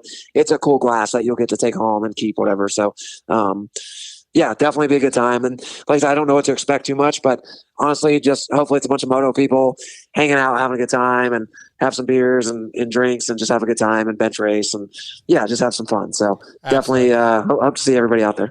Yeah, it's gonna be a good time. Good luck this weekend, man. Yeah, I'm glad that you're not fully retiring, because I don't know that I'd want to go to Supercross races if my guy Chiz wasn't gonna be there. So it's always a pleasure to have you on here. Thank you for doing this, and yeah, enjoy Vegas. Yep, thank you guys. I appreciate having me on, and yeah, hope to see you soon. All right, see you, buddy. All right, see you guys. That's Kyle Chisholm tonight, brought to you by Guts Racing. My guy, my first, well, not my first, but one of my really probably earliest, like, I'm fanboying. I always thought that was weird. Yeah, well, you know the story though, right? I mean, I told it on here. Chiz popped your cherry. I mean, obviously as a kid, like McGrath and Wardy, but give me a second. I got to respond to this text. But it was, you guys talk for a minute. Go back to the, what were we talking before? Was it no, it wasn't called. Well, I would like to say go ahead. about Chiz. It was so funny because like I usually we do the questions. Like they say something, you're like, okay, I got a good question to follow this up. Mm-hmm. Yeah, and then he would start talking, and then he's like, I was like, oh, he answered that question, and like, well, I got another one. And then he's continued to talking, which I mean, there are other riders out there who talk and just in circles. At the end of what they say, you're like, well, they never got to what we asked. Oh yeah, but yeah. Chiz always covers it, and just with so much, it's actually interesting. Yeah, there's a lot of he's not just talking. It's actually a lot of depth to it. Yeah. So no, in 2011, I believe, was when he had a really big crash in Houston. It almost died. Oh yeah, I think that's when the throat. Yep. Because he had a trach, and I didn't really know much about him, but I was trying to find him like on social media, on Twitter, and I found Brittany. So I was following Brittany. Started off. Well, because I don't creep it on the chicks. Well, that's the only way I was getting updates. Like I really was like, is this dude gonna die? Because it was bad. Yeah. And then once he was recovering, I was kind of along for the ride when he was coming back, and then he raced Freestone, and I went up to kind of introduce myself. Obviously, I'm just a fan, no show or anything yet. And he was the first rider I ever asked for a jersey, and he didn't have enough to give away. Right there. No, this was years later. Yeah, it's 55. It wouldn't have been 55. I think I asked 3 years in a row. Oh, this one actually was sent to me by somebody. He didn't even give me this one. Oh yeah. But I think I asked like 3 years in a row, and then he had like team 11 or something, whatever he called it that year, when he was doing his own thing, and I saw him in Dallas. And again, I was like, hey, man, do you have a jersey? Because, dude, you've been asking me for 3 years. I got to get you one. And he went into the motorhome, and it's the one, you can't see it because it's outside the curtains. Right, that's inside. Yeah, in the case. Yeah. And he said, this is my press day jersey. He said, but I haven't washed it. It still stinks. I was like, take it. I got it. Yeah. So I got that. Did you jersey. wash it before you put it in the thing? Nope. Oh, God, don't open that box. Yeah, and then Shan Garcia from Shock Socks and Berm Lords was shooting photos. Lords of Berm. And he had photos of Chiz in that particular jersey, so I put them in there. But I just became a fan because I was trying to see if he was going to survive, basically. Yeah. And he remembers, I think that next year in 12 at Freestone, every time he went by the spot I was at, it was like a real slow corner. We had to roll over a roller. I'd just yell, Chiz! And like afterwards, he's like, I was wondering who the hell was just like yelling. I was like, yep, that was me every lap. Chiz! Yeah. So I'm just some weird dude that bothered the shit out of him. Weird dude. And hitting on his chick. Like, didn't hit on his chick, but I definitely followed Brittany to find out if Kyle was alive. So, yeah. History here. Oh, the Vince Pell email, right? So who would we want to see or like to see take the second spot in KTM? So I felt like Marchbanks On KTM or Cowie? Did I say KTM? Yeah, you said KTM. Oh, I'm sorry. Kawasaki. Cowie. Obviously Kawasaki. I don't understand why Garrett wouldn't just take it. Well, I mean, it has to be offered, right? I don't know. No, I'm saying, but you were saying like it's only a 1 year deal, possibly. I would think 2027 they want to have a spot open for Kitchen. That's what I would think. Sorry, getting a little burping here. Sorry. Yeah, good radio. A little broken up. So I don't know that if anybody man. takes it, it's probably like, I only got 1 year on this opportunity, and then what's next? So maybe that's why. I mean, again, this isn't the side of the industry. I mean, I'm not that good at this stuff. This is where we need a guy like Where's Lewis. Anderson going? I think Hep. Yeah. So I mean, like, why wouldn't Cowie just say, "Hey, we'll pay you X much more. Just stay for 1 year"?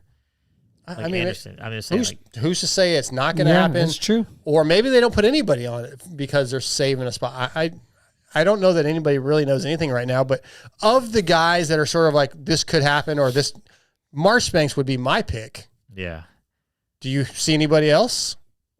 No?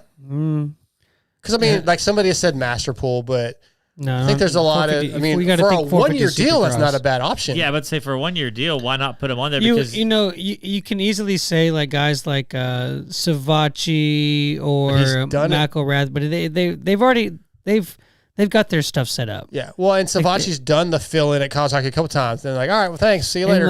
And like maybe like, Justin Hill or someone like that. But like those guys have they have their deals set up. They set them up that way because of what they get out of them. And I don't think they want to go do just a 1 year thing. what's Nichols doing?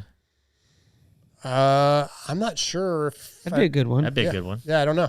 He doesn't really have. I don't think he's staying at Hep, but I don't know. No, because it's Hasn't weird. gone well. It's weird how Hep situation doesn't always go well for everybody. Did I hear not Phoenix, but maybe Firepower? Yeah. Well, I'm just saying, like, that would be a good one. Yeah. All right, grill your ass off, bring the heat. Bring it heat. I guess. Oh, go ahead. Sorry. Okay. Do you guys love to grill and cook? Grill Your Ass Off is a veteran-owned seasoning company that manufactures some of the best flavors this country has ever known. Every Grill Your Ass item is made in Texas with pride. Each product sold proudly supports a true nonprofit organization or event. Whether you're grilling up some chicken breasts, baking pork chops, or boiling shrimp, Grill Your Ass Off has seasoning for the occasion. Visit grillyourassoff.com. Use promo code DarksideMX3 to save 20%. That's all caps. You can get Ma Deuce, gunpowder, platoon sergeant, which is salt, pepper, and garlic, crispy mango habanero, or many other options. I use it every single day, multiple times a day. So thanks to Jason Murph from Grill Your Ass Off. It's good stuff. It's amazing.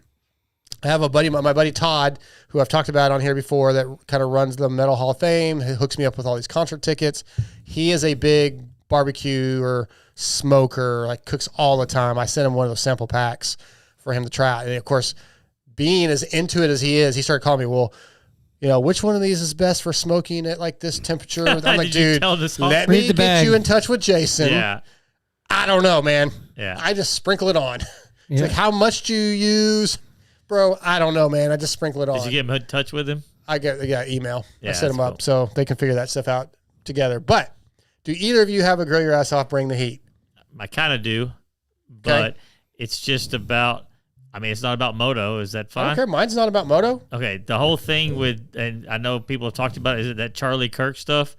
Yeah, we talked about it a little bit last week. Did y'all? Not so. I talked about how people are reacting and killing people, and it's just what's wrong with the world. It's just what's wrong. Like it's gotten me to the point where I'm like, I don't even care anymore. If that's what we're going to do, if it's going to be so divided that we're going to kill somebody who's not even a politician. Well, nobody should be murdered or assassinated. My thing is this. Like these people, these politicians put themselves out there, and that is a known possibility. But he was just a guy who ran a Christian organization, and the thing that he is the most known for is letting other people speak. Yeah, well, people are crazy. That's the problem. Like that's kind of we got into that a little bit in this segment last week. So I agree. I see. I think it was more of an inside job. I'm not even going there. It's just this is not the top 5 conspiracy theories. Yeah, week, I know. So. Did we do that yet? Yes, we have. I thought so. Maybe it was a We can do it again. conspiracy. Maybe we'll come up with new ones. But all right, so mine is similar to one I've done before. Customer service. 2 incidences in the last 2 weeks that I'm just like, what is going on with businesses and how people are raised, et cetera, et cetera. So at a local chain grocery store, I think it was last week. This is a grocery store that I worked at 30 years ago. Berkshire's? Yes, but nobody knows that. So, but yeah, most of our listeners don't know what Berkshire's is. Right, It's a local chain. When I worked there in 93, 94, it's like it was old school mentality, bow tie, button up shirt. Yes, ma'am. No, sir. Yeah, it was groceries. all about customer service. Yeah. Right? Friendly and, haircut, clean cut, all that. And I don't care about that stuff so much, but it was how you treated the customer. So I'm in my local Brookshire's last week, and all the self-checkout stands go down at the same time. Did you have something? Can I just put some, so people who don't know, Brookshire's is like we almost consider it like a higher end grocery store where it's more like, it's not Walmart grocery store. It's No, like it's an old school grocery store. It's just an old school, nicer grocery Yeah. store. I mean, it's the same thing as like It's not a Kroger or bargain. Albertsons. It's not a bargain grocery It's a higher end store. one. Nope, it's definitely not a bargain. Go ahead. It's a standard grocery store, but I mean, so all the self-checkout go down, and there's one checker other than that working. Mm-hmm. And there just happens to be a lot of people in there. This is late in the evening. And so whatever, we're going to get in line. And this line is like 12 people deep within a few seconds. And there's a kid checking out. And I'm kind of getting impatient, as you guys know I do, because he's not checking hardly. He's just so slow. And somebody's paying with cash, and he's struggling to pay him back. But I'm cool, man. I'm not getting upset. I'm like, whatever. You were definitely making faces. And No, stuff. I really wasn't. At first, I wasn't. Trust me, man. I was even thinking about you and how I've talked about this stuff in the past. fair He's enough. thinking about you. Yeah, I was. I finally get closer, and there's a lady and her daughter in front of me, and she pays with cash. Or no, she asked for $50 cash back. And this kid has an attitude, like he's grumpy that he's there, which Brookshire's would never really have allowed in the past. And he goes to get cash out, and he's like, he's huffing, and he's looking around, but he's not looking at the customers. He's not looking us in the eye. He's not talking to us. And he has 2 20s. I don't even have any 10s. I don't have any 1s. And he's just like real shitty attitude. And he gets on the microphone or whatever, the PA, and he calls his manager that he needs cash. And I'm like, and it's taking forever. So I look at my wallet, and I got a 10. I said, hey, man, these ladies want to go. You can tell. I was like, give him the 20s, the 40, and I'll give her my 10. And when you get the change, you give me the 10. And he doesn't respond at all. He doesn't even look at me. And I say again, hey, man. And he doesn't say anything. And like the check or the bagger kid's in there, he goes, Jack. And the kid will not fucking turn around. And finally he turns around. I said, hey, I'm trying to let them go. Like if I'll give them my 10, then you just give me 10. And he's like, we'll wait. And like doesn't look at us. He's just looking at the register. And then he's like, oh, I was supposed to get off 15 minutes ago. Oh, now it's 20. Yeah, that would have pissed me off. Yeah. I was like, hey, man, take a deep breath. And he's like just huffing. And then the manager comes up there and says, okay. And he goes into the office to break the 100 that the kid gave him. And he's calling Jack to come get the change. And Jack's not paying attention at all. He's just not doing stewing. jack shit. So the other kid's like, Jack, go get the money. And he goes up there and he storms back over and he just hands her the money without looking at her. Doesn't say sorry, nothing. Just basically throws it at her. And then he turns and leaves. Just leaves. Goes out the door. I was like, what the hell? Are you serious? Yes. So then the manager comes over, and I'm assuming when he went to the office, the manager probably said, give this to him and you can go. But he doesn't say a word. And then the manager comes over, and he doesn't say sorry. Simple Jack. Wow. I even said, Jack was not happy to be here. Manager doesn't look at me, doesn't say a word, just rings me up. That's weird. It was. And I'm like, okay, so that's one major incident. Then today, I run through McDonald's real fast because I was driving somewhere and I got my lunch.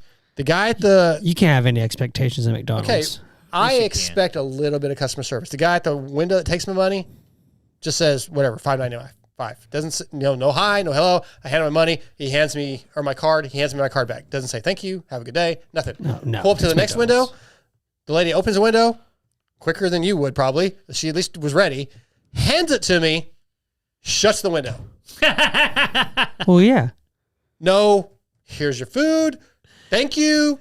What the F is, what is going on? It's just, it's like, bad, man. Is it the generation? Yes. But what's up with the managers? I would not have. And I believe you. Jack would not have a job with me anymore. But what is going on? And I would apologize to you and been like, I mean, the self-checkouts were down. Yeah. And that's why I wasn't mad. And nobody in line was mad. Yeah. Even the lady, when he was standing there stewing and I tried to give her my money, she was like, thank you. And I was like, yeah, hey, I know you probably want to go. It's like, just trying to help out. I don't know what his, and I was very nice to him. But if I see that kid in there again, I'm probably not. I thought about calling to complain, but then I didn't want to be that person. But for the manager not to say anything is crazy. I mean, like he came and checked my grocery, which I think only had like 2 things. That was all other thing. Like, anyway, it doesn't matter. He checked my stuff out. I paid, and he just didn't say sorry.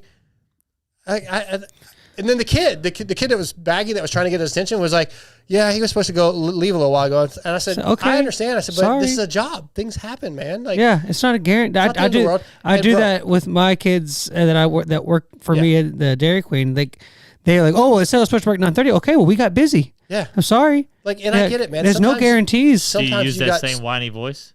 What? Huh? Go ahead. Sometimes you have things like maybe he had some major thing. It's Friday night, right? So this isn't the case, but let's say he had a wedding he needed to be at or somewhere to be.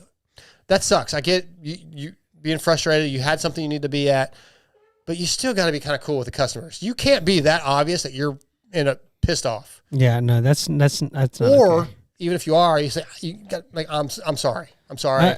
That made me think of one. I was at McDonald's. It was a little bit later at night. It was one that's not 24 hours. I think they closed at like midnight. And it was probably like 10 something. Yeah. So like not quite like that last.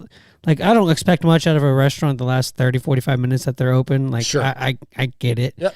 I always apologize if I run in at the last minute. Like just, hey man, I'm starving. Yeah, I get it. But I was waiting in line and it wasn't taking, I mean, it's McDonald's. It didn't take too long. And there was like a manager running around doing stuff. And then like they were getting my drinks and stuff. But there was another girl. I could see her from the drive-thru. She was behind there. She may have already been off of work. I don't know. She shouldn't be back there if she's already off. But she had her phone out, just right where the customers could see her and everything. And she was like making a TikTok video and all this stuff. And like, I'm just sitting there waiting for my food. And it's like, that's the kind of thing that irritates me. And I do that with at work all the time. Hey, can I, my mom's gonna send a picture of my dog. Can I talk? I need to talk to whatever. I don't like. That's fine. I understand that you have things that you think are important. Let me know. Go to the back, answer the phone call, talk to your grandma, text your best friend. I don't care. Don't do it in front of where the customers can see. Yeah.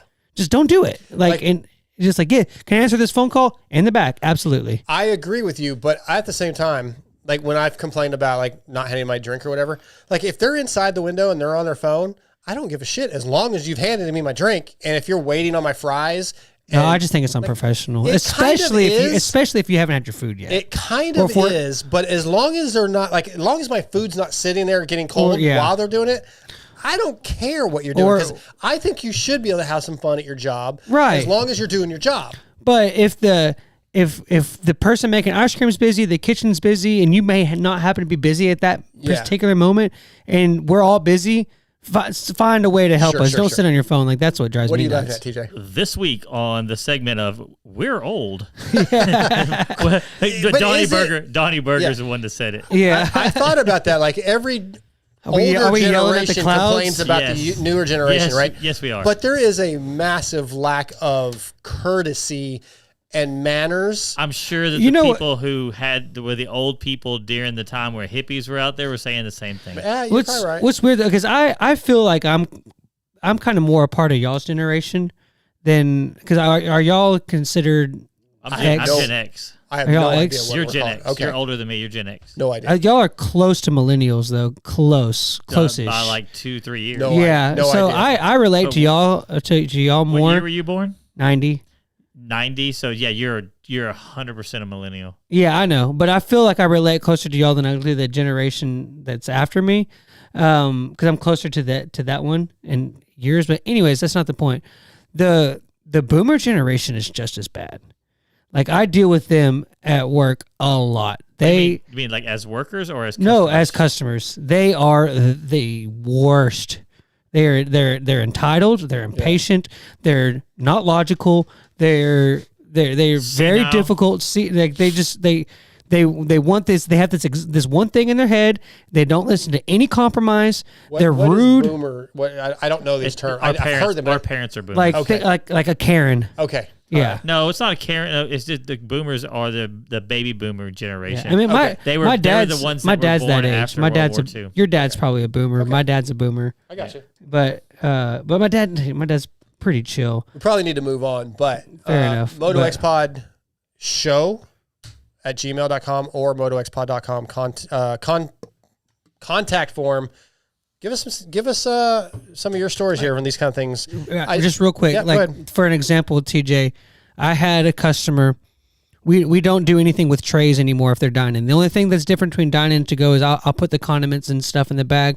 If you come in and you say for to go, I'll put everything in the bag. If not, it's all over there, and you can grab like your napkins and your ketchup and stuff. Sure. I had a guy walk out because we handed him his food in his bag and he wanted it for dine-in. And he was like, "Oh, we said it for here." And I was like, "Yes, sir. We do everything in the bag. It's just we don't have the baskets. It's just what we do." Got up and stormed out and just walked So out. took it to go? And ultimately, yeah, he did, I guess. Worked But out.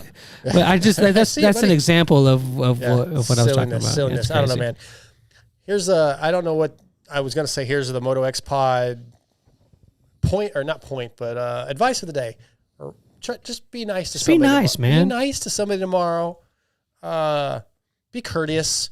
And don't Open shoot a door people. for somebody. Say yes, sir. No, sir. Have a good day. I don't know, man. Spread some joy tomorrow, courtesy Yeah. of the MotoXpod. All right, T-Boat USA, top 5. If you are a pit bike enthusiast and love shredding around on a CRF 110, a KLX 110, or whatever you may have, you need tboatusa.com bookmarked on your web browser because T-Boat USA is a pit bike supply site that has everything you need for your pit bikes. You can find handlebar kits featuring BBR and Pro Taper bars, D&M shocks, and even full bikes from YCF, Pitster Pro, and Piranha. T-Boat USA has it all. They even have stuff for the Chinese bikes that are so difficult to find. You'll find pit bikes, engines, and parts at tboatusa.com. I said earlier, like a little bit shorter show, but we're not going short because I noticed. because I keep talking. Okay, this week's top 5 is going to be worst movies based off books. This kind of came up because we had the book one a few weeks ago, and I think it might have been your idea. It was the best. And funny enough, I got more positive responses out of that top 5 than probably any we've done, which is surprising. Huh. I got like 4 or 5 emails on that one specifically. So what you're we can saying talk is about you should books all listen to day. me This more. is huh? What you're saying is you should listen to me more? We should do books more. Oh. More about books So, on the MotoXpod show. No, they're Book not. Club. Okay. Who wants to go first? Man, we talked about it before. I'll get mine quickly out of the way because I don't really have any. Okay. Because there's so many. Like I see movies and books different. Mm-hmm. Like I'm okay a lot of the times if it doesn't follow along exactly to the book. If you know what I mean, as long as they're not, I don't know, like it doesn't bother me that much. So I think it's easy for me. I don't really have any that stand out. Okay. So none. I can't. That's think, fine. That's fine. Hey, maybe we'll get back to the short show. I also don't watch a lot of movies. Yeah, that's so. fine. Scotty, you got a list? I think we will because I mean I just you don't have any either. I just not really my thing. That's why I asked if I could change it, but go Yeah. ahead. Yeah, Well, like all right, I mean, well, maybe like let me I move on. I never really watched the books or the movies, but I thought all the Hobbit series was overhyped, and I'm sure that they didn't Oh, follow the books. They're very close. They were Okay, pretty. well, I I don't mean, as far as Lord of the Rings, The Tolkien's. they cut a lot of stuff out. 'Cause Yes. and just- changed it and it kind of combined some things to make it Make some flow a characters, little better. yeah. And then The Hobbit is a much shorter book that they still somehow made into 3 movies. Yeah, But yeah, they follow fairly close. But all right, so I'll give my list then. Hearts in Atlantis is a Stephen King novel that has multiple stories, like 3 different stories within the story. And the movie was only one part of the story, and I didn't like it that much. I didn't think it did a good job. Most Stephen King movies aren't that good, in my opinion, but that was one. Yeah, their movies suck. World War Z, the zombie movie with Brad Pitt. That movie. That was a book? Okay, if it was its own movie, yeah, it was a pretty good movie. But the book's so different and better. That's kind of how I made this list. It's like I read the book, and then I watched the movie, and I'm like, what? How did you F that up? It was such a good book. And they changed it so much. So, like, is it even the same movie or the story? Not really. So, World War Z, yeah, pretty good movie. Better book. They screwed it up. Fair enough. I put The Hobbit in there. Already kind of said that. Ender's Game.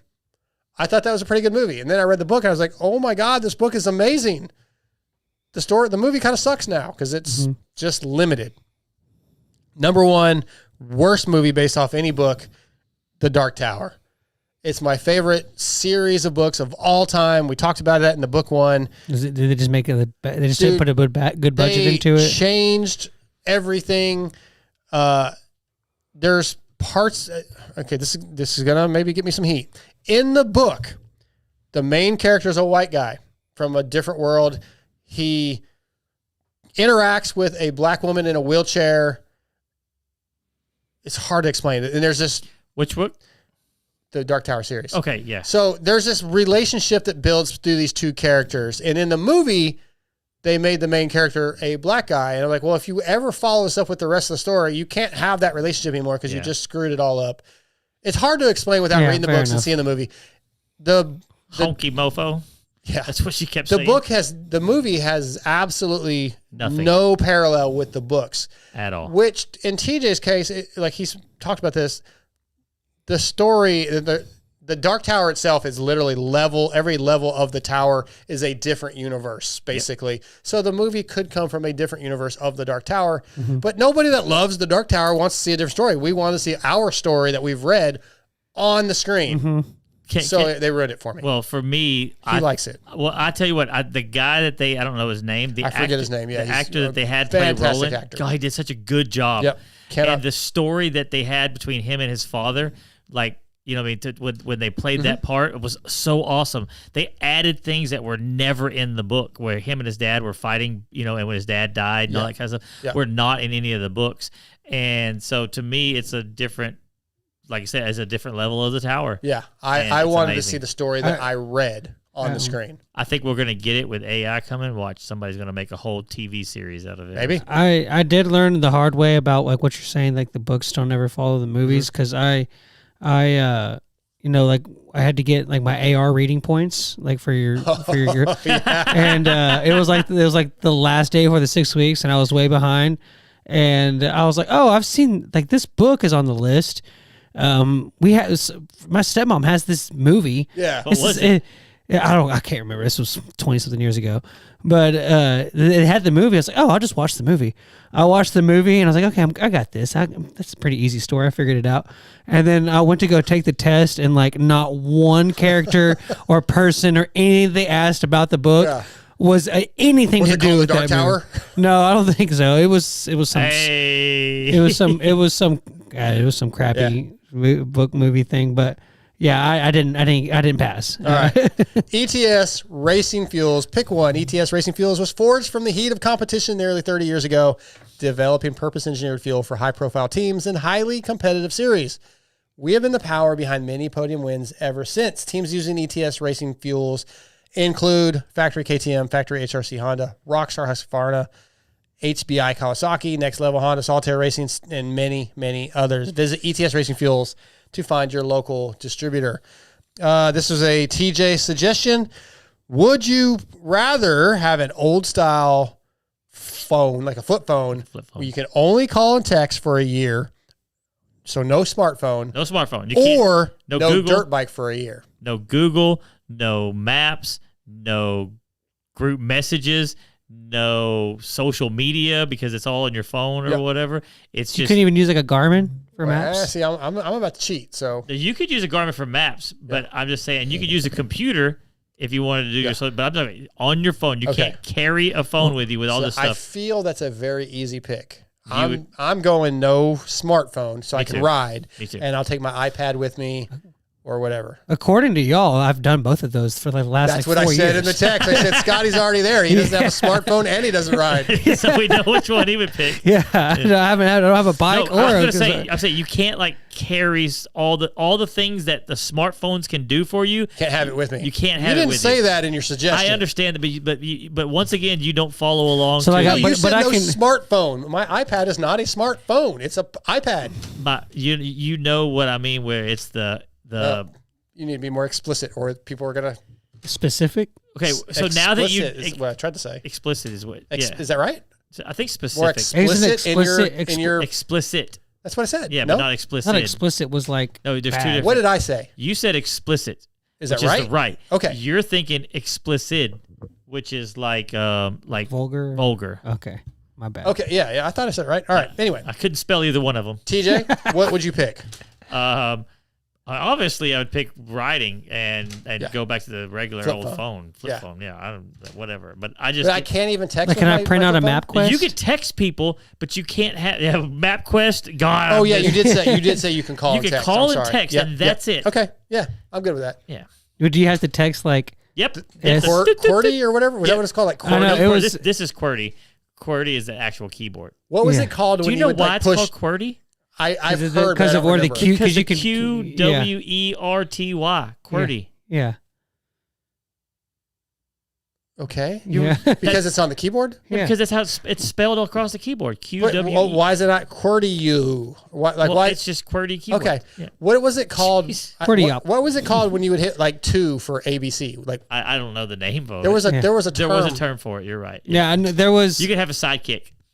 No, I had a I don't had even a Razor. Yeah, I definitely had the Razor 2. Woo. Yeah. Yeah. When the digital Razor 2 came out, it wasn't even the Razor. It was the Rocker. No, I think it started with an S. I'll Google it. But yeah. What's your pick? Oh, the Sliver or whatever, something like that. No, give me a minute. Okay. Yeah. Wait, was I doing my pick? Oh, it was funny because we were talking about the texting thing, and my fiance showed me a picture, and it was like it just had the numbers. It had like 222-8888 or whatever. That's cool. And she was like, "What does this say?" And I was like, "Let me look at it." And I was like, "Oh yeah, it says this." Like you knew it? Yeah, I could figure it out. So my wife's brother. Well, I mean, it had the numbers too, but you had to figure it out. Yeah. My wife's brother could take one of those phones, like the older of the two brothers, and could sit there and not look. Oh yeah, I had a Razor actually, and the screen busted out on it, but the phone would still work, but the screen wouldn't work. So I knew I could get to my contacts and type in go to like say I'm trying to call someone like Blake, I call my buddy Blake, and then I would hit like BB call and like.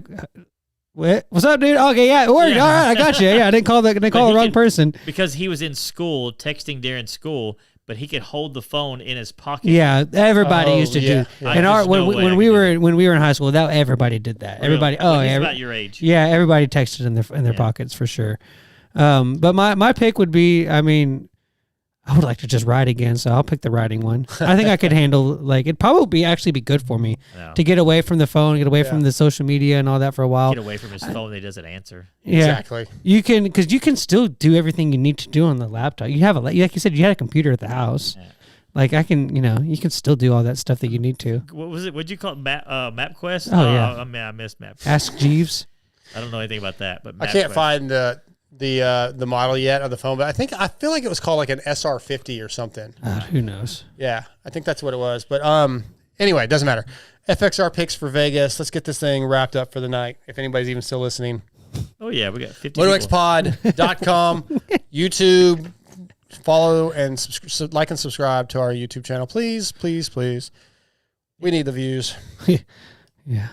All right. FXR is designed by racers for racers with industry-leading fit, finish, and performance. Progression is the name of the game. With every new piece created at FXR, we push our brand to the next level to provide you with the best products possible. Used by Muckoff, FXR, Club Mex, Yamaha, Mike Brown, Brock Tickle, Chris Kiefer, Malcolm Stewart, Benny Bloss, and many more. Visit fxrracing.com to see all that they have to offer. All right, let's do 450 picks for Vegas, 250 picks for Vegas, There's too much. and your champions. Oh God. Okay? I can go first if you'd like, because I already have mine. Go ahead. All right, 450s. Hunter wins. Sexton Jet For just the Wow. race? for Vegas. Okay. That's the overalls. Hunter, which means Hunter wins the title. Wait, Okay. No way. 250s. Deegs, Vial, Joe, which means Deegs wins the title. Okay. Those are my picks. And TJ? I will go Jet, Hunter, probably Sexton. For some reason, I wanted to say RJ. Like, have a Tomac's really I been thought about it. kind of quietly consistent throughout Oh, this he whole has. estimate. He Who's has. that? Tomac. Tomac. Yep. Yeah. Maybe Tomac, but yeah, I'm Okay, just so gonna that means Jet wins title. Yeah, Jet was title. And in the 250, it'll probably be Deegs, Shimoda, and I don't know if Kitchen can do it. I think it's gonna be somebody random up there. Okay. I can't even think of anybody off the top of my head. but- Hammaker. Yeah, Hammaker would be a really good pick, and then that would put Joe winning the title. Show the title. I think Joe can do it. That's what. Yeah, I do think he can. Yeah. Scotty? Yeah. Jet wins the race and the title. Okay. Um, Sorry you guys don't believe in Hunter?